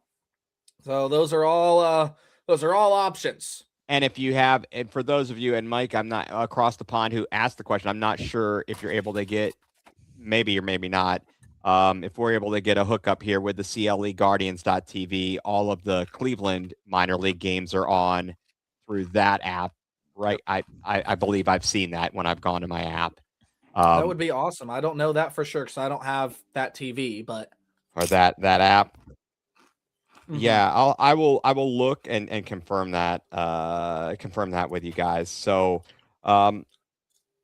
yeah, good times. But hey, we'll be looking forward to, I guess I will not be here next Sunday, but I'll be somewhere, and maybe it's possible there will be somehow I can find somebody in the Ohio area while I'm there, but it's a lot of stuff condensed into a few days. And then I'm headed back. I'm driving back Monday, but Monday the 6th. So anyway, where are you going to be on Sunday? I have some lunch plans, and but that's all I have right now. Good. And I don't know, Mike, if it's available on replay, but let me look on my app while we're talking. So I'll let you guys continue talking as I look this up. Well, in the interest of time, we'll close out here pretty quickly. Again, Taven, we're going to start pumping out some clips and stuff. Both you and I have access to this back end. We can always download it. We can cut some clips. So, absolutely, I think we'll be watching you eat. I think that's really the highlight here. Yeah, that'll do numbers. That will. So I'm looking right here on the watch now. Let's see, games must be under games.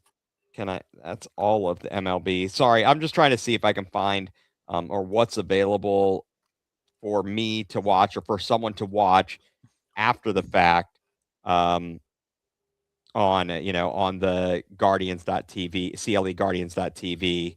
But I'll work on that. Mike, keep that thought, and I'll check with you about the replay and let you know what I can find for you and all of that jazz. So. That's all there is to it. There it is. There it is, guys. Whoomp. Well, we are back. Oh, sorry. Go ahead. I did not mean to interrupt. I was about to say, guys, we are back in the flow of baseball. Guard ball is back. They split their opening series against the Mariners, which I don't hate. I don't hate at all. Not at all. Especially considering it's not a game where like we blew or anything. I mean, Mariners just won 2 games. Yeah. That's exactly what they did. If anything, we stole a game from them. We stole the extra inning game. But baseball is back. We're so happy that it's back. And then the minor leagues are going to be in full swing again. Stay tuned to every Monday morning. Monday morning to early afternoon. You will see how all the minor league affiliates did. Your leading prospects for that week as well. And come on the show Sunday night. We'll talk some minor league ball. And if there's a minor league game going on, might as well do a watch along to it. Yeah. Because why not? Because why not? Oh, I mean, why? Why ask why? Try, but no, that's another thing.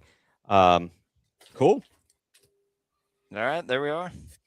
All right. Well, Taven, as usual, we will let you get us out of here. Guards lose today, but hey, 3-game set against the Dodgers. Just try to take one. And then Ethan, of course, you will be home opener. Not home opener. One of the 2 days. Second game against the Cubbies. So I'll be there at the home opener. Oh yeah, no, that's right. You did say extra ticket home opener. So all right. Yes, sir. Good stuff. All right. Well, we got tons of content coming your way as we hit up some baseball games in our local vicinities. Yep. Taven, send us home. Yep, yeah. All right. Well, long one. Over 3 hours today. We appreciate everybody, all 40 of you, sticking with us. And again, hit the follow button on the X, the YouTube, the Instagram page, not just the Prospects of the Land, but the Baseball Banter broadcast. Jeremy Quente, appreciate everybody for sticking with us, and we will see you next time.